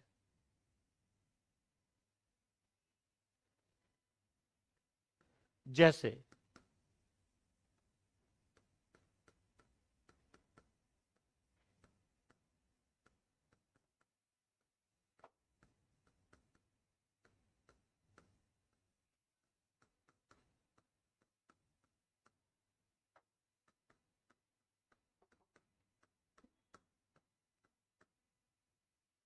अब देखिए, आप मैं सरकारी कर्मचारी हूं, यह आपको किसने बताया? समझ गया आप? अब यह की जगह वो क्या लिख सकता है? देखिए, यह की जगह यह लिख सकता है, या वाक्य क्या बना सकता है? यह वाला। पहले आप इस चीज को देख लीजिए, मैं सरकारी कर्मचारी हूं, यह की जगह आपको यह का ही विकृत रूप यह धन है। देखिए, यह के साथ में साथ तो क्या बन जाएगा? ऐसा बनेगा। ऐसा आपको किसने बताया? किसने बताया? ये हो सकता है। क्या मैं यहां से यह को हटा सकता हूं? बताइए, क्या मैं यह को हटा सकता हूं?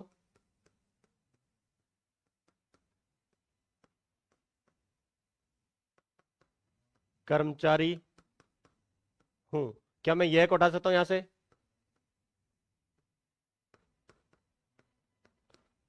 आपको किसने बताया? क्या एक तरीका और हो सकता है? एक तरीका और हो सकता है कि वो किस किस तरह से वाक्य बना सकता है आपके सामने।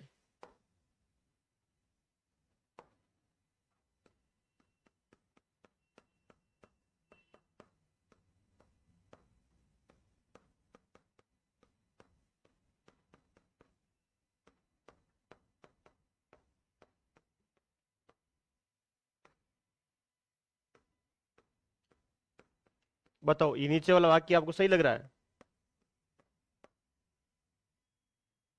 बताइए। रुको रुको,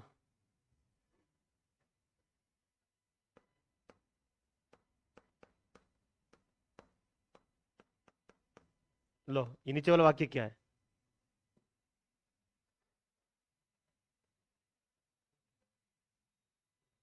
सही है? नहीं, ये ऐसा कभी नहीं हो सकता। क्यों? जब की होता है वो हमेशा क्या होता है? पहले वाला प्रधान है, तभी क्या आएगा? की आएगा।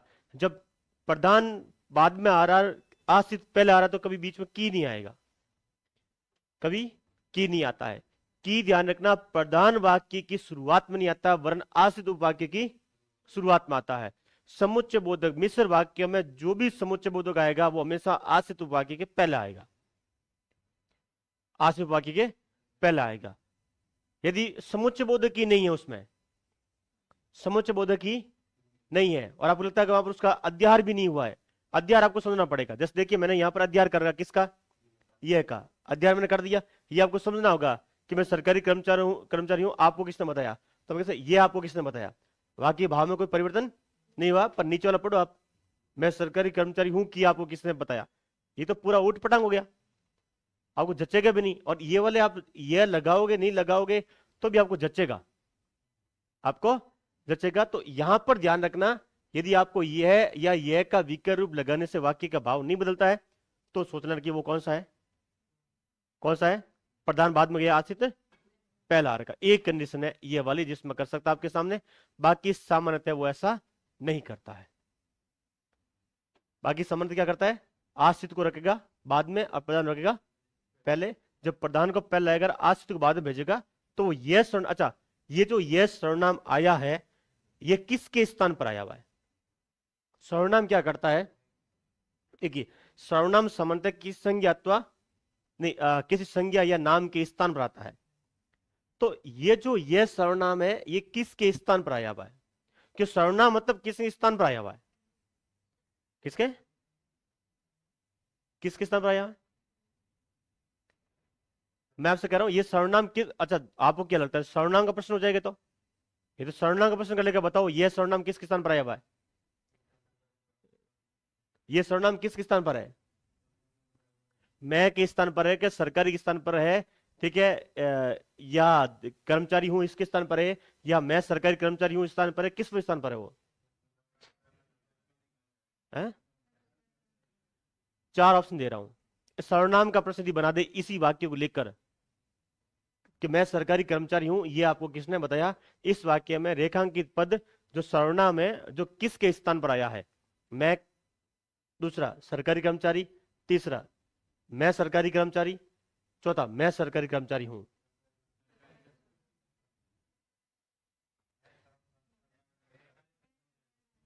देखो सुनिए मेरी बात, अब एक बात सुनना, जो आप लोग पढ़ते हो कि सर्वनाम संज्ञा के स्थान पर आता है, बेटा सर्वनाम संज्ञा के स्थान पर नहीं आता है। आता आता नहीं आता, वो किसी के स्थान पर आ सकता है?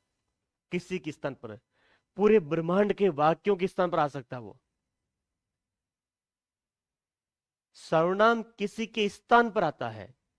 हमने क्या लिखा, जैसे मान लीजिए सर्वनाम पढ़ते हैं तो संज्ञा में पढ़ते हैं, मैं आपको अंतर पढ़ाता हूं उसमें, ये पढ़ता हूं कि संज्ञा का प्रयोग उसी के लिए होता है जिसका वो नाम है। जैसे मान लीजिए घर है तो संज्ञा वो घर ही है, सिर्फ कुछ और का अर्थ नहीं देगी। जैसे घर बोले ना घर, तो संज्ञा से उस घर का ही अर्थ मिलता है, सर्वनाम से घर का नहीं मिलता है। सर्वनाम से किसी का अर्थ मिल सकता है। मैंने बोला ये, अब ये के सामने घर की तरफ उंगली की तो घर है, और सामने कोई खेत है तो सामने खेत, वो तो किसी का अर्थ देगा। अच्छा वहां पर 100 लोग है तो ये वो भीड़ के अर्थ में आ गया, वो किसी के लिए आ सकता है। तो ये जो सर्वनाम है ये पूरे के पूरे इस आश्रित उपवाक्य के स्थान पर आया है। तो जो ये आता है वो पूरे के पूरे आश्रित उपवाक्य के स्थान पर आता है। तो यह जो सर्वनाम का प्रयोग है क्या वाक्यों के स्थान पर हो सकता है? बिल्कुल हो सकता है। वाक्यों के स्थान पर हो सकता है क्या? बिल्कुल हो सकता है। आश्रित उपवाक्यों में नहीं, मिश्र वाक्यों में ही होता है यह का प्रयोग। किसके लिए? हाँ नहीं, संयुक्त वाक्य में भी हो सकता है, सरल वाक्य में नहीं होता है, संयुक्त वाक्य में पूरे के पूरे वाक्य के लिए आ सकता है, पूरे के पूरे वाक्य के लिए आ सकता है। मिश्र वाक्य में तो आता ही है, और किस लिए आता फिर वो? मिश्र वाक्य में जब प्रधान उपवाक्य को बाद में भेजते हो और आश्रित को पहले रखते हो तो पूरे आश्रित के स्थान पर क्या करते हैं? यह का प्रयोग करते हैं, और फिर क्या करते हैं? उस वाक्य को पूरा करते हैं, यानी प्रधान को बाद में भेजते हैं। तो ये पूरे के पूरे आया कि मैं सरकारी कर्मचारी हूं, ये किसने बताया? तो ना तो मैं का है ना सरकारी, पूरे के पूरे उपवाक्य का है, उसके स्थान पर ही आया हुआ है। वो एक ही कंडीशन है जहां पर वो बाद में जा सकता है। इसलिए मैं आपको बहुत अच्छे से पढ़ा रहा हूं कि जब भी यदि आश्रित और नहीं प्रधान और आश्रित का प्रयोग करेगा कि इनमें से किस वाक्य में आश्रित नहीं इस रेखांकित पद है, रेखांकित पद है, और रेखांकित पद आपको सुन बाद में कर लिया हो तो ध्यान रखना सामान्यतः परीक्षा में आपको यह देगा। वो जब आश्रित को बाद भेजेगा ना ये देगा, और कुछ चालाकी कर ले तो समझ लेना वहां पर यह या ऐसा आ जाए आपके दिमाग में, तो फिर देखना। नहीं तो प्रधान तो पहले होता ही है, प्रधान तो सामान्य पहले होता है, कुछ परिस्थितियों में क्या कर सकता है? बाद में जा सकता है। लिखो आपसे, और भी उदाहरण दे रहा हूं मैं आपको।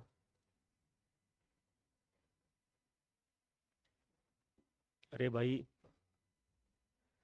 एक काम करो, इससे कर लो रेखांकित, रेखांकित, रेखांकित, और लिख दो कौन सा है, आश्रित पहले, और बाद में ए को रेखांकित कर लो।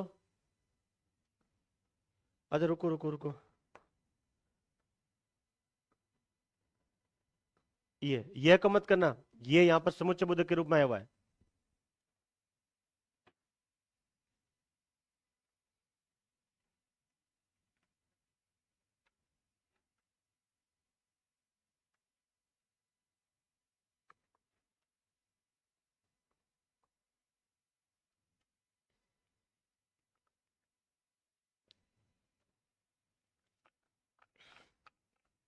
आपका प्रिय मौसम कौन सा है,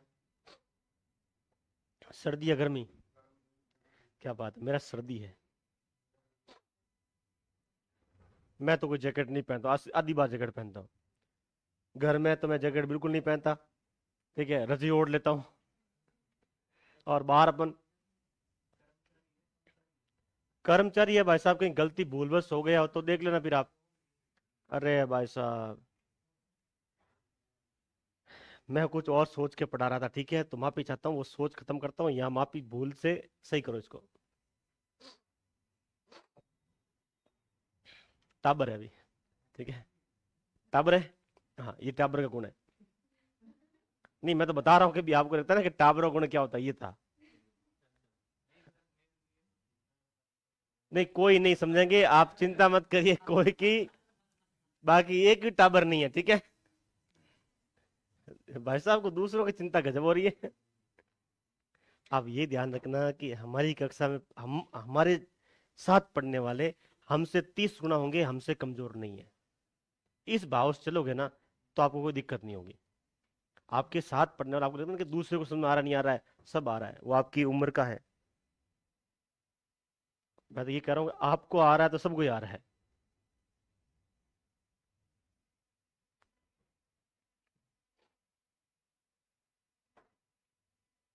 क्या आपने कर्मचारी लिखा?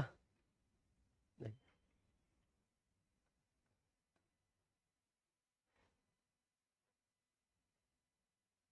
पढ़ाई करते हो, पढ़ाई कर रहे हो? नहीं जीके पढ़ रहे हो? पढ़ लेना भाई।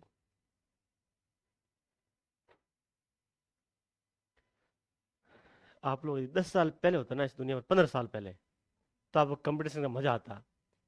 जितनी आपने अभी तैयारी कर रहे हो ना, उसकी आधी भी कर लेती उतना आपने, तो आप आराम से आरएस निकाल लेते आप। इतना कंपटीशन कम था। क्या हुआ?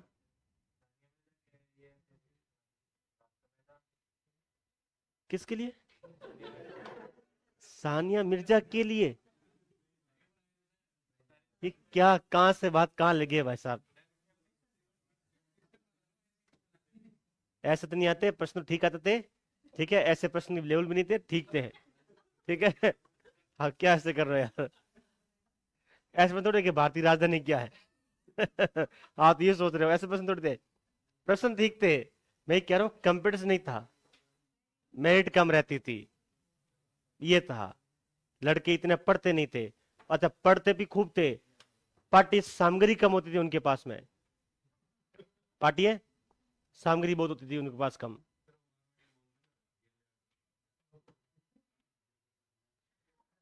मैं बताऊं आपको, 2010 में लक्ष्मीकांत इतनी चाहती थी, आज इतनी बड़ी हो गई। 2010 में लक्ष्य इतनी सी थी, सिर्फ इतनी सी, सिंगल पुस्तक इतनी सी, और आज इतनी बड़ी बड़ी दो आ रही है। समझ गया आप? टॉपिक सारे वही है, सामग्री बढ़ा दिया उन्होंने। तो पहले कंपटीशन कम क्या था कि सामग्री थी इतनी, तो कंपटीशन रीड नहीं मेट की रहती कम रहती थी। आजकल की सामग्री बहुत है तो स्टूडेंट छोड़ता नहीं है, वो पूरा पढ़ लेता है। 17 पेज में ऐसा ही 2010 वाली जो हिंदी है,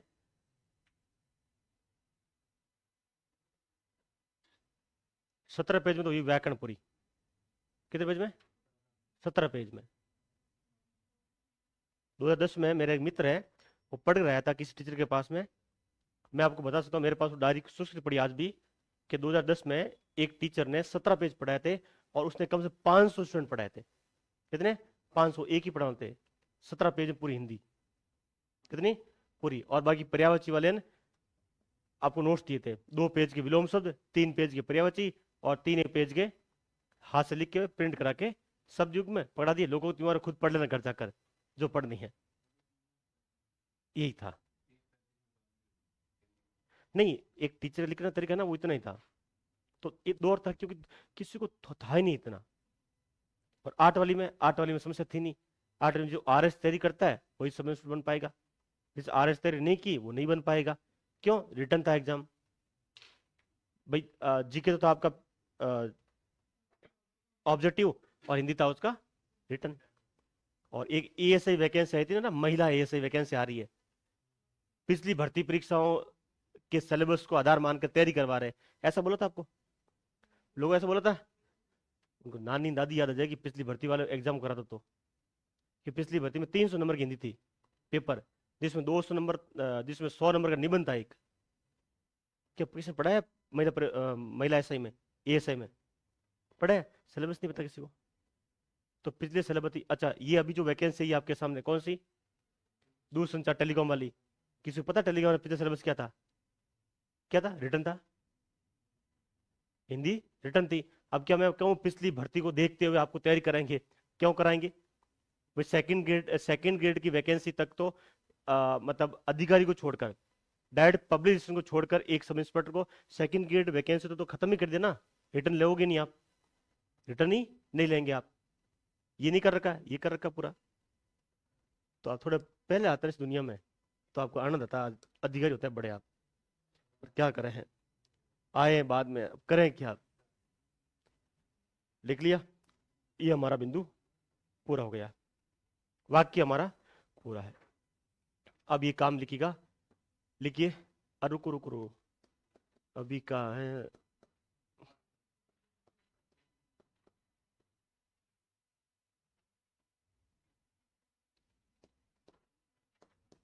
यहाँ लिखिए उपभेद।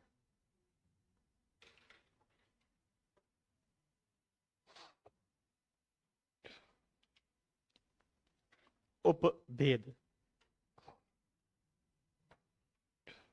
इसमें लिखना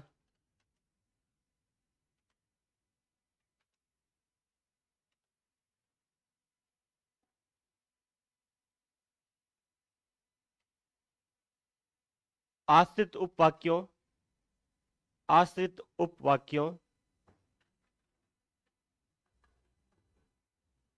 आश्रित उपवाक्यों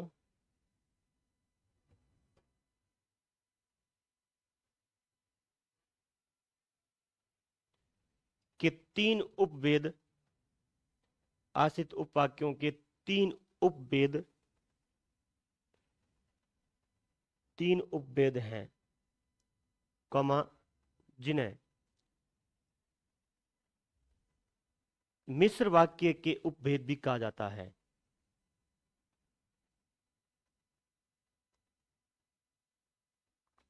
जिन्हें मिश्र वाक्यों के उपभेद भी कहा जाता है।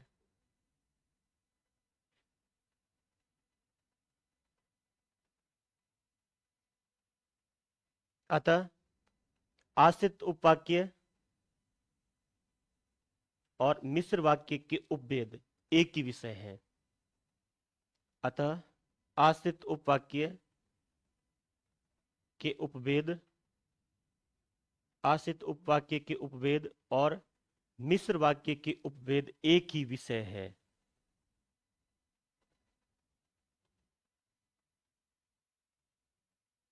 मिश्र वाक्य के एक ही, यानी आश्रित उपवाक्य के उपभेद और मिश्र वाक्य के उपभेद एक ही विषय है।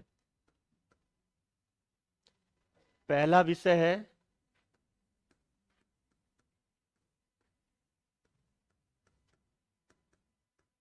संज्ञा आश्रित,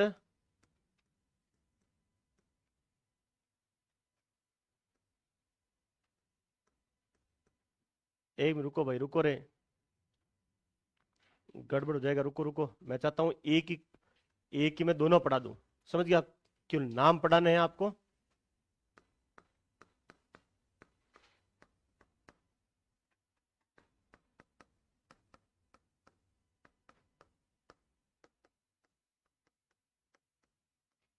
पहला नाम है संज्ञा आश्रित मिश्र वाक्य। इसी को हम किस नाम से बोल सकते हैं?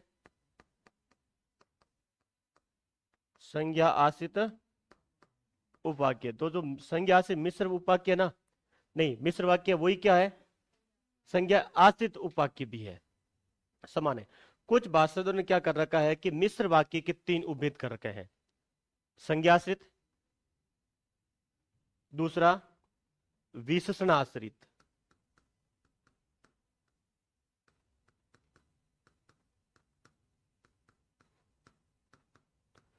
मिश्र वाक्य। क्योंकि आश्रित उपवाक्य किस में आता है? आश्रित उपवाक्य किस में आता है? मिश्र में। तो मिश्र से प्रकार कर सकता है। ये अलग अलग भाषाविदों ने कर रखा है। और इसका दूसरा नाम क्या है?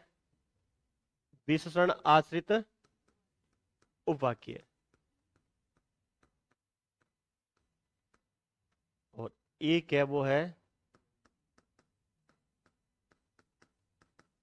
क्रिया विशेषण आश्रित मिश्र वाक्य। अभी मत लिखना हो, अभी भी इसमें आपको पढ़ाना है। क्रिया विशेषण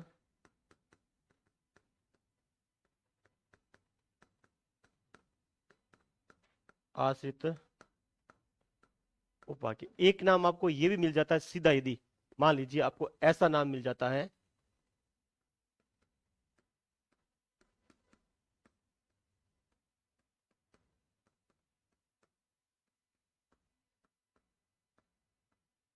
यदि ये नाम मिल जाए ना आपको,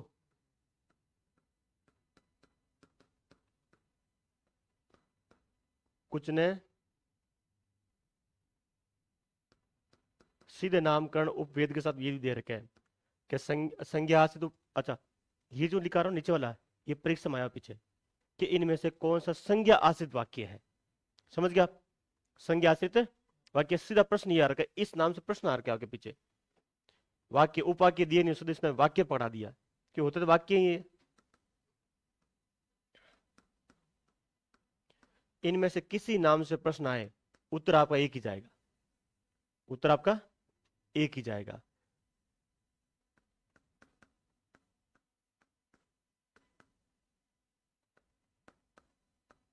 तो यदि उपभेद पूछे वाक्यों के, तो संज्ञा आश्रित वाक्य है।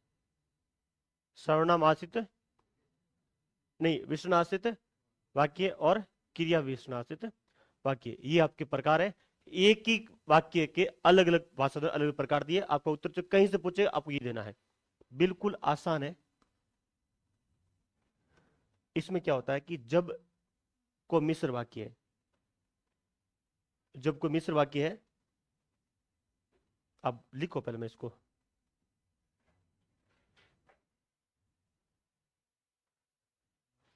लिखो।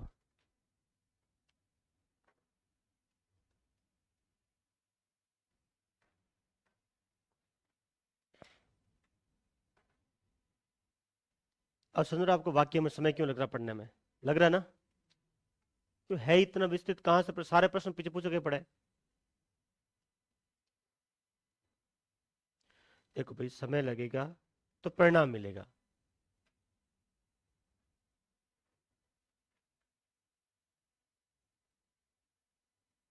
दुधारू यदि भैंस लाने जाता है ना, दुधारू भैंस, दुधारू भैंस, सही है। जिसको सामने बोलते, कौन सी बोलते हैं, हवाड़ी बोलते हो ना? है मुरा। उसका क्या मतलब दुधारू से भाई साहब? मारवाड़ी में एक कहावत, एक शब्द है, दो दो शब्द है। एक तो बोलते हैं हवाड़ी भैंस, एक बोलते हैं बाकड़ी भैंस। बाकड़ी मतलब अब कभी कभार वो दूध देती है, बहुत कम देती है, लोटा भर हो गया, चाय बना लो उसका खून चूस कर। समझ गए? तो कोई कहता ना कि हम 50-60 पेज में हिंदी पूरी करा रहे, ऐसे की वो बाकड़ी भैंस है। उनसे दूध नहीं मिलेगा, केवल चाय बनेगी। परीक्षा में जाएंगे, बैठेंगे, बस आके देखा ठीक है यार पढ़ाई कर रखी थी। जो दूध चाहिए ना, दूध, सवाड़ी भैंस, जिसको अवड़ी बोलते हैं कई बार। हाँ, उवड़ी बोलते हैं, जिसको उवाड़ा होता है, मतलब जिसमें दूध निकलता है, उसको बोलते हैं।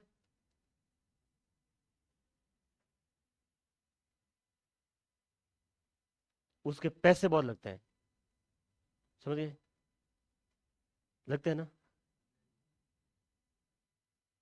बागड़ी कोई ले ही नहीं, कोई लेते ही नहीं उसको। क्या करेंगे, चारे के ठावों से क्या करेंगे?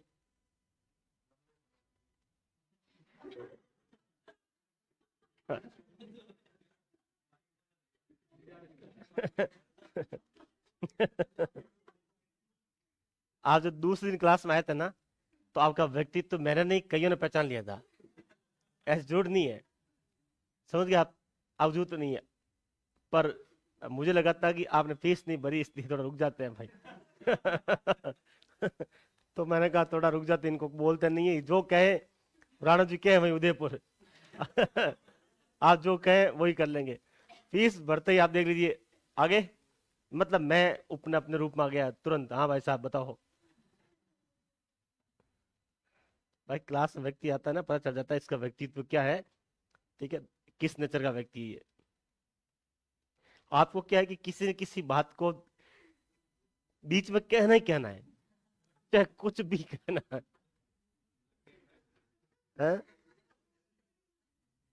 नहीं नहीं, उस व्यक्ति में क्या था, उसमें तर्क था। वो जो भी बोलते ना, उनके पास तर्क थे, पर अपना मत था उनके पास में। उनके पास अपना मत था। वो सीधे सा मत था कि वो जो व्यक्ति बैठते, प्योर कांग्रेसी विचारधारा, कहीं पर भी कुछ भी पढ़ रहे हिंदी, फिर भी उनके मस्तिष्क में कांग्रेसी विचारधारा ही आएगी। हमें कोई देखो, हिंदी वाले व्यक्ति को कोई मतलब नहीं है यहाँ पर आप किस पार्टी से हो, है क्या हमारी पार्टी से मतलब? भाई संविधान पढ़ाए कराए तो वो तो कई बार चर्चा कर सकते हैं, पार्टियों की कर सकते हैं, हम क्यों करें? फिर भी हमारी क्लास में क्या करते हैं, कोई ना कोई मुद्दा ला करके कांग्रेस विचारधारा सामने रख देंगे, लो सा ये है। आपकी कौन सी विचारधारा है? न्यूट्रल तो आप है ही नहीं। नहीं, न्यूट्रल तो कोई बोलता ही नहीं है। हाँ, कैंडिडेट। तो आपको क्या लगता है, मैं वो कैंडिडेट दिख रहा हूं आपको? कि कैंडिडेट के हिसाब से सपोर्ट। नहीं नहीं, ऐसा कुछ नहीं है। चला के नहीं, आप भी जाओगे डिपार्टमेंट में, आपको खूब मिलेंगे, कुछ चिंता की बात नहीं है। और वैसे भाई साहब मिल जाए तो स्वागत करना आराम से, अरे आइए साहब। आप पहुंच जाना उस इनके साथ तक, इन उस कई है ना वो निकलेंगे, क्योंकि कई ट्रेडिशन वाले लड़के हैं यहाँ पर, ठीक है, जो आराम से सीट को मतलब बिना कुछ कहे सीट निकाल लेंगे। तो आप भी क्या करेंगे, सीट निकाल लेंगे। या साथ में टीचर में जाओ ना, स्कूल में जाओ तो कोई बोलना मत। स्कूल नहीं तो आपके पूरे के पूरे जो क्या बोलते हैं, जो ब्लॉक बना होता है, शिक्षा विभाग में ब्लॉक बना होता है, पूरे ब्लॉक में आप फेमस हो जाएंगे, ठीक है। आपको पता ही नहीं होगा कि आप ब्लॉक के फेमस टीचर हैं वहां पर। आपको पता ही नहीं होगा, पर आपका परिचय करें जो नहीं पड़े, अच्छा ये वो वाला टीचर है, हाँ। आपको लगेगा कि मैं हाँ, ये ऐसा होता है, क्योंकि ब्लॉक के टीचरों के ग्रुप होते हैं। जब आप वो ग्रुप करें, ऐड करें ना, उससे पहले वो चर्चा कर चुके होंगे उसके बारे में। कर लेते हैं, बिल्कुल कर लेते हैं चीजों की, और आपको पता नहीं चलेगा। तो इसमें लिखिएगा, वैसे परिभाषा नहीं लिखूं, रुको एक मिनट। परिभाषा आपकी परीक्षा में वैसे आएगी भी नहीं, आएगी तो संज्ञा शब्द का क्या होगा, प्रयोग किया जाएगा, और आएगी तो इसका प्रयोग होगा।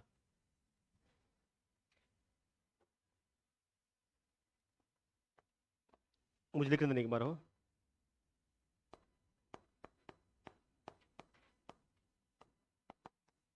कोई कथन हो, क्या हो, कथन हो, या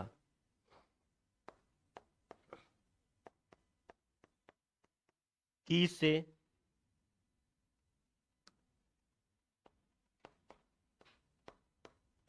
शुरू हुआ,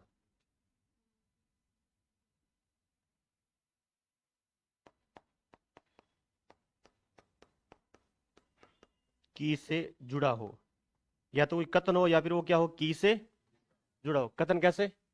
गांधी ने कहा, उन्होंने कहा, लिखा ना पीछे हमने। ये वाला किस में आ जाएगा? संज्ञा सिद्ध में। विसरण में जो एवं, जो एवं नहीं आएगा यहां पर, जो या जो का विकारी,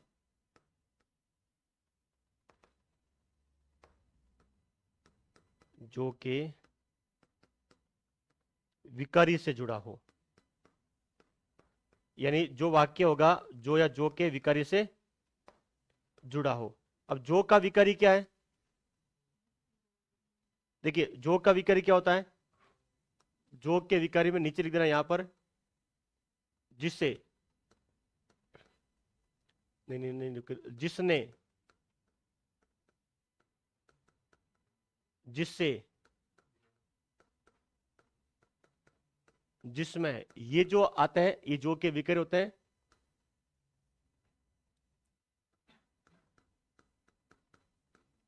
जिन्होंने, जिन्हें, जिनमें, जिससे, ये वाली भाषा आती है तो जो के विकारी में सीधा कहां भेज देना? विसरण आश्रित उपवाक्य हो जाएगा। और ये वाले हैं तो सबसे अच्छी बात तो यह है कि शेष शब्द, शेष शब्द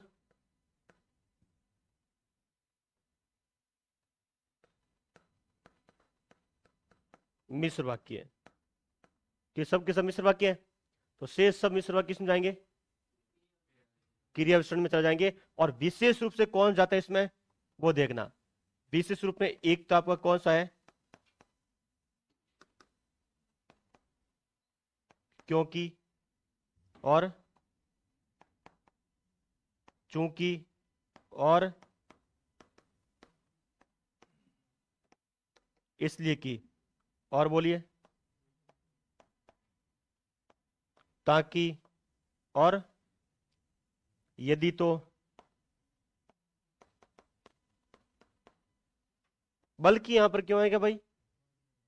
बल्कि तो समान अधिकार वाला है संयुक्त वाक्य में, और हम क्या पढ़ रहे हैं?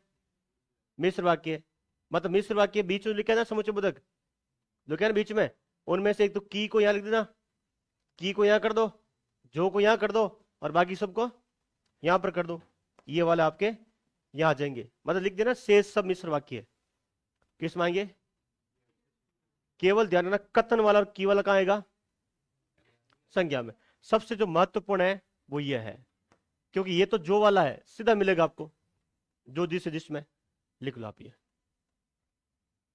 यहां पर ये वाक्य रचना के आधार पर वाक्य के प्रकार आपके पूरे हो गए। 3 प्रकार थे, सरल वाक्य, मिश्र वाक्य और संयुक्त वाक्य। फिर हमने पढ़ा था उपवाक्य। 3 प्रकार के पढ़े थे। तो वाक्य के प्रकार में कोई प्रश्न आए, सीधा क्यों कह देना 3। चाहे वो वाक्य के प्रकार पूछे तो 3 उत्तर दीजिए, रचना का आधार पर वाक्य के प्रकार पूछे तो 3 उत्तर दीजिए, उपवाक्य के प्रकार पूछे तो 3 उत्तर दीजिए, और आश्रित उपवाक्य के प्रकार पूछे तो 3 उत्तर दीजिए, मिश्र वाक्य के प्रकार पूछे तो 3 उत्तर दीजिए। हो जाएगा? हो जाएगा भाई?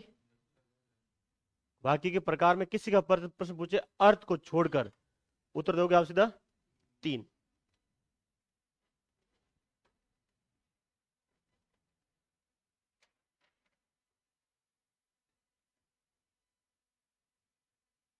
आज वाक्य पूरा करेंगे। आपको कहीं जाना तो नहीं है ना?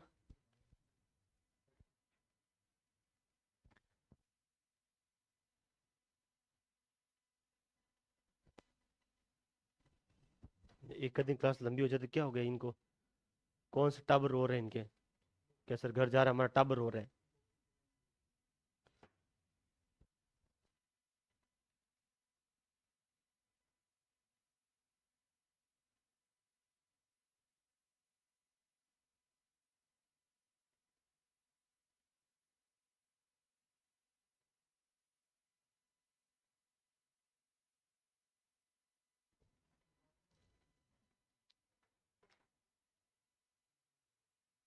आगे लो।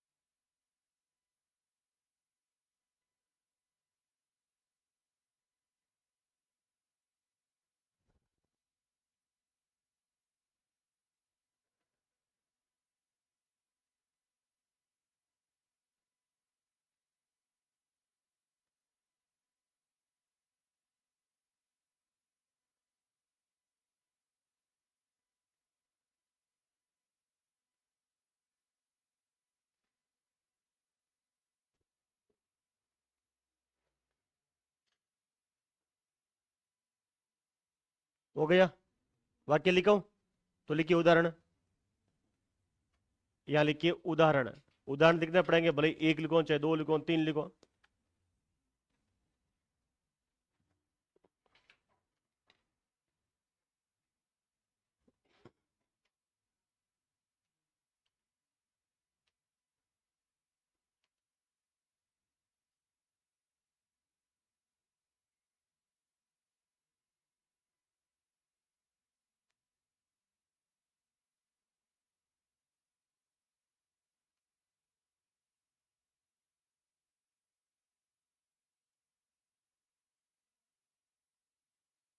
लिखिए मैं तुम्हें भूल जाऊं। भूल जाऊं। लिखिए मैं तुम्हें भूल जाऊं, कॉमा, यह हो नहीं सकता। मैं तुम्हें भूल जाऊं, यह हो नहीं सकता।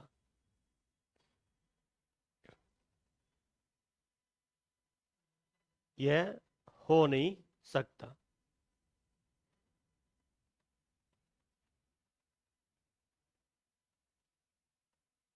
ठीक है? अगला वाक्य एक पंक्ति छोड़ के लिखना।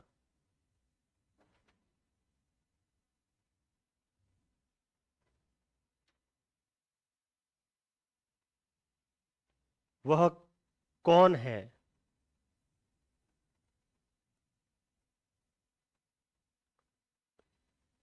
वह कौन है, कॉमा, जो नियमित पढ़ाई करता है। वह कौन है, कॉमा, जो नियमित पढ़ाई करता है।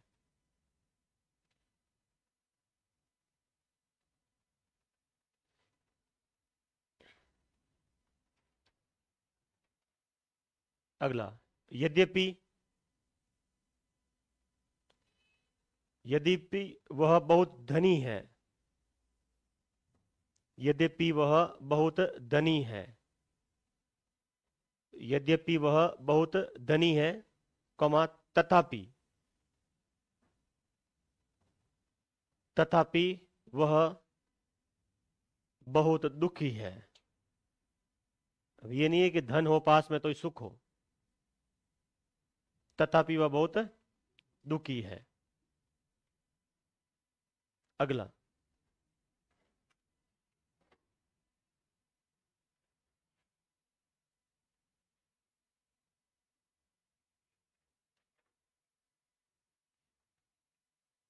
देखिए जब तक सांसें चल रही है, कॉमा, तब तक। जब तक सांसें चल रही है, कॉमा, तब तक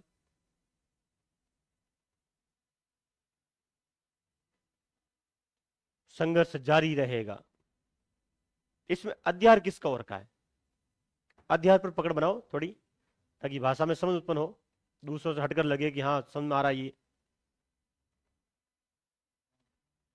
सांस अध्यार है तो बोला ना आपने। जब तक सांसें चल रही है, पड़ोसी की, मेरा कैसे होगा? सांस स्त्रीलिंग है।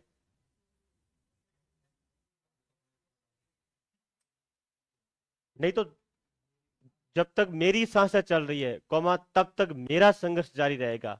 मेरा और मेरी क्या है? दो है अध्यार इसमें। मेरा और मेरी दोनों का अध्यार है। बताओ कौन कौन से वाक्य है?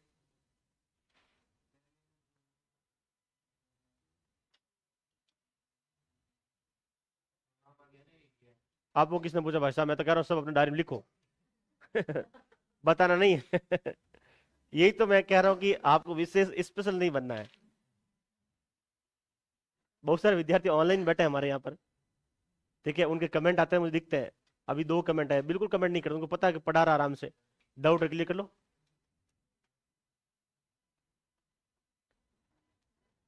क्योंकि फिर क्लास का ध्यानाकर्षण आपकी तरफ हो जाएगा ना।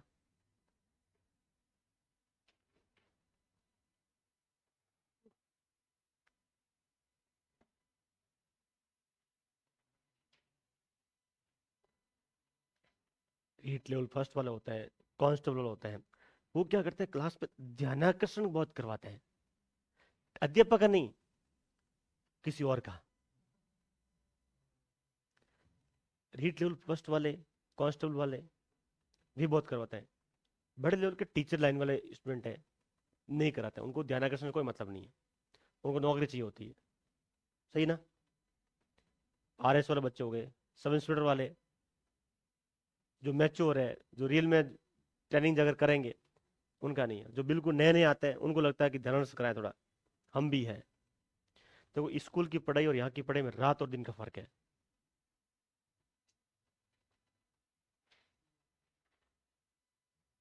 या 4 वाक्य 4 आगे नाम लिख देते हो जाना चाहिए था।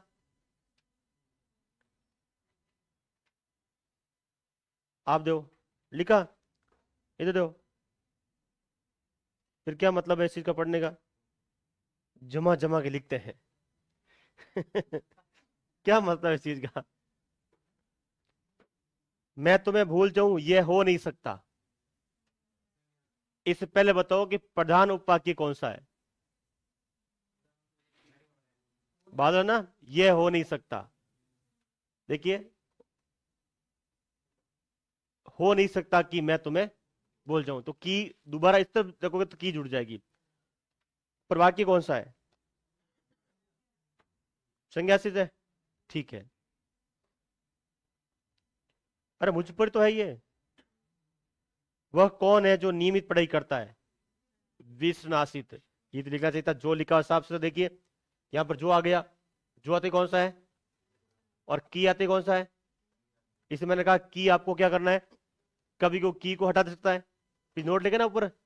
तो फिर जब तक सांस चल रही है, वो पढ़ा जब तक, ये यहां पर है ना जब तक, लिखा नहीं है, लिख लो। दोबारा लिखा हूं सारे, ऊपर लिखा है ना विस्तृण में, नहीं मिश्रित उपाक्य में लिखा रखा है ना। तो शेष सब में है ना, देखो की नहीं है, कथन नहीं है, की नहीं है, कथन नहीं है, और जो नहीं है, तो फिर कौन सा है? कृष्ण है। एक वाक्य और लिखिए। उन्होंने कहा, कमा, आप चलिए मैं आता हूं। उन्होंने कहा आप चलिए, कमा मैं आता हूं।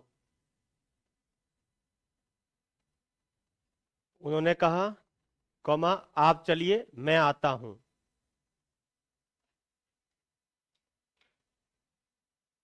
अब मुझे बताइए इसमें क्या है?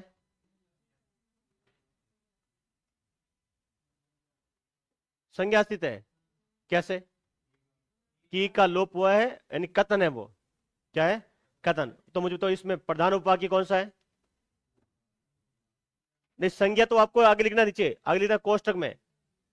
संज्ञा आश्रित तो आपको आगे कोष्टक में लिखना है। संज्ञा मिश्र वाक्य भी लिख दो सीधा, जो मर्जी उसका प्रयोग करो। लिख दिया। अब मुझे बताओ नीचे से प्रधान उपवाक्य कौन सा है?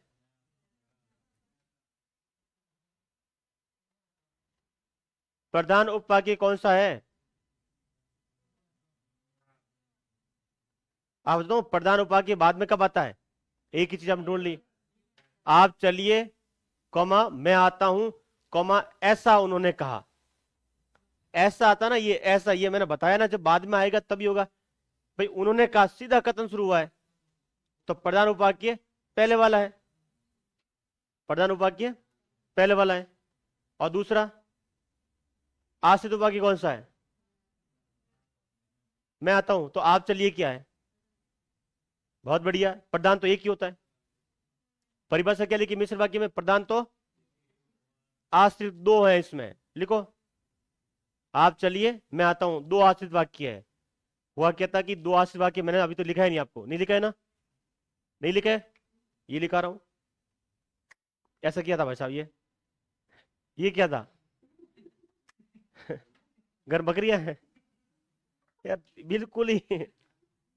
आप सुधर जाओगे, मैं सुधार दूंगा नहीं तो आपको। गलती से मैं तो नहीं हो रहा। कोई मुझे बोलता है सर इसका क्या होगा, ये होगा सर, आपको कैसा लगेगा? शॉर्ट ट्रिक है ना? नहीं, कोई महिला बोले तो मान लेते, सही नहीं? महिला नहीं होता कि घर में कौन है, फलान जी घर में है। ऐसे बोलते हैं, फलान जी कब तक आएंगे, ये होता है। ये होता है जहां जेठ प्रथा चलती है, होता है जेठ प्रथा, घूंघट प्रथा। घूंघट प्रथा नहीं, जेठ प्रथा। देवर प्रथा, घूंघट प्रथा नहीं है भाई। जेठ आप ना, घूंघट प्रथा मतलब जेठ प्रथा। जेठ है तो ही क्या है, घूंघट है। जेठ नहीं तो घर में कोई घूंघट नहीं है। ऐसे होता है ना, सास के घूंघट रखते हैं सिर्फ 4 दिन, 5 दिन, 6 दिन, इतने सास होता है घूंघट। उसके बाद में जेठ है तो थोड़ा सामान रखते हैं। वो जेठ खुद ही सामान रखता है, वो सामान नहीं रखता है। वो गेट जेठ के खुद ही सामान रखता है। और आजकल तो भाई ये जेठ बनना, ठीक है, और घर से बाहर रहना बराबर है। आज के टाइम में जेठ बन गए तो घर से बाहर। इसलिए आप जब बन जाओगे ना जेठ, आपको पता चलेगा जेठ है तो घर के अंदर आपकी एंट्री उस दिन क्या होती है, खत्म हो जाती है। होती है, क्या होती है? समझदार तो वही होता है। और भाई उसका वो डिपेंड हो जाता है अपनी माँ पर या अपनी पत्नी पर। ससुर जी फिर भी नहीं होता है, क्योंकि ससुर जी को आदत होती है, उम्र में उम्रदराज होते हैं, 60 साल के उसके ऊपर निकल जाते हैं, सास होता है बेनन जी आ रहा हूं बोल दिया, चले जाते हैं। जेठ में ये क्षमता नहीं होती है करने की। आप में हाथ बताइए, आपका छोटा भाई है, उसकी शादी हो गई है, आप ऐसे घर में जाओगे आ रहा हूं, ऐसे करोगे? करोगे? नहीं करोगे। तो फिर वो क्या, अपना दायरा बाहर ही कर लेता है। वो अपना दायरा क्या करता है, बाहर ही कर लेता है। अरे ये तो मैं तो क्या क्या चीजें नोटिस करता हूँ लोगों से, ठीक है, ये नोटिस होती है, ये करना पड़ेगा। आप नहीं करोगे ताकि मम्मी बोल देगी इधर आ, हाँ, बिना पूछे क्यों है घर में? अरे मम्मी घर तो मेरा है। अब तेरा नहीं है घर, तू बाहर जा। और बिना पूछे नहीं आएगा, अभी जब भी आएगा तेरे तेरे बापू जी कैसे करते हैं घर ऐसे कर कहा, मम्मी शिक्षा देगी, मतलब माँ शिक्षा देगी देगी। ये होता है संस्कार। ये क्या है, संस्कार, अगले का सम्मान करना। आप घर में जाओगे तो अगला व्यक्ति आपको टोकेगा नहीं। वो घर की जो बहू है ना, वो आपको टोकेगी नहीं, वो बिल्कुल नहीं बोलेगी आपके बारे में, कुछ नहीं बोलेगी, ना वो सोचेगी। पर वो अनकंफर्टेबल फील नहीं हो घर में। देखिए जब एक बहू बनकर आती है, चाहे कोई हो, हाई क्लास फैमिली नहीं, मिडिल क्लास तक यही चलता है, उच्च मध्यम वर्ग तक यही चलता है। उच्च मध्यम वर्ग है ना, वहां तक भी यही चीजें चलती है शुरू शुरू में। तो ये हमें नहीं बताना पड़ता है, वो लड़की अनकंफर्टेबल नहीं हो। ऐसा होता है, नहीं होता है? एक बात बताइए, आप किसी घर में जाते हो, कहीं बैठ जाते हो, क्या आप अपने घर के जैसे रहते हो क्या? नहीं रहते हो। तो कोई व्यक्ति घर छोड़कर आपके घर में आ रहा है ना, वो आपके जैसा नहीं रहेगा वहां पर। आप ये समझ लीजिए उसको कितना फील होता होगा, 5-6 महीने तक लगातार उसको फील होता है ये चीज। आप अपने काका घर में गए तो भी आपको लगता है कि मैं मतलब घर में नहीं जाऊं मैं, आपके मन में फील रहता है, तो उसके रहता है। और उस दरमियान भाई जेठ जी पहुंच जाए, तो आप जब भी हो ये ध्यान रखना। तो ये सास पे बोला ना, किट करे बंद कर देना आज के बाद में, ठीक नहीं है। हो गया? तो ये हमारा हो गया। एक और लिखिएगा मिश्र वाक्यों में। चलो ठीक है, एक हमारा बच गया है, कौन सा? अर्थ के आधार पर, और उससे पहले विधेय, उद्देश्य और विधेय किसमें? मिश्र में। ये वाक्य व्यवस्था आपकी, इसको उल्टा करके लिख सकते हो। ये जो वाक्य में लिखा है ना, इसको उल्टा करके भी लिख सकते हो, प्रधान को बाद में भेज सकते हो। जैसे आपको कंफ्यूज हुआ था ना, कैसे भेजोगे?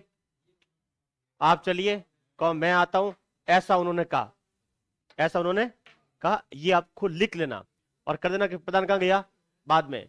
ये आपका अभ्यास पर चलेगा। तो चलिए, आज की धन्यवाद, कल फिर मिलते हैं। आपका दिन शुभ हो।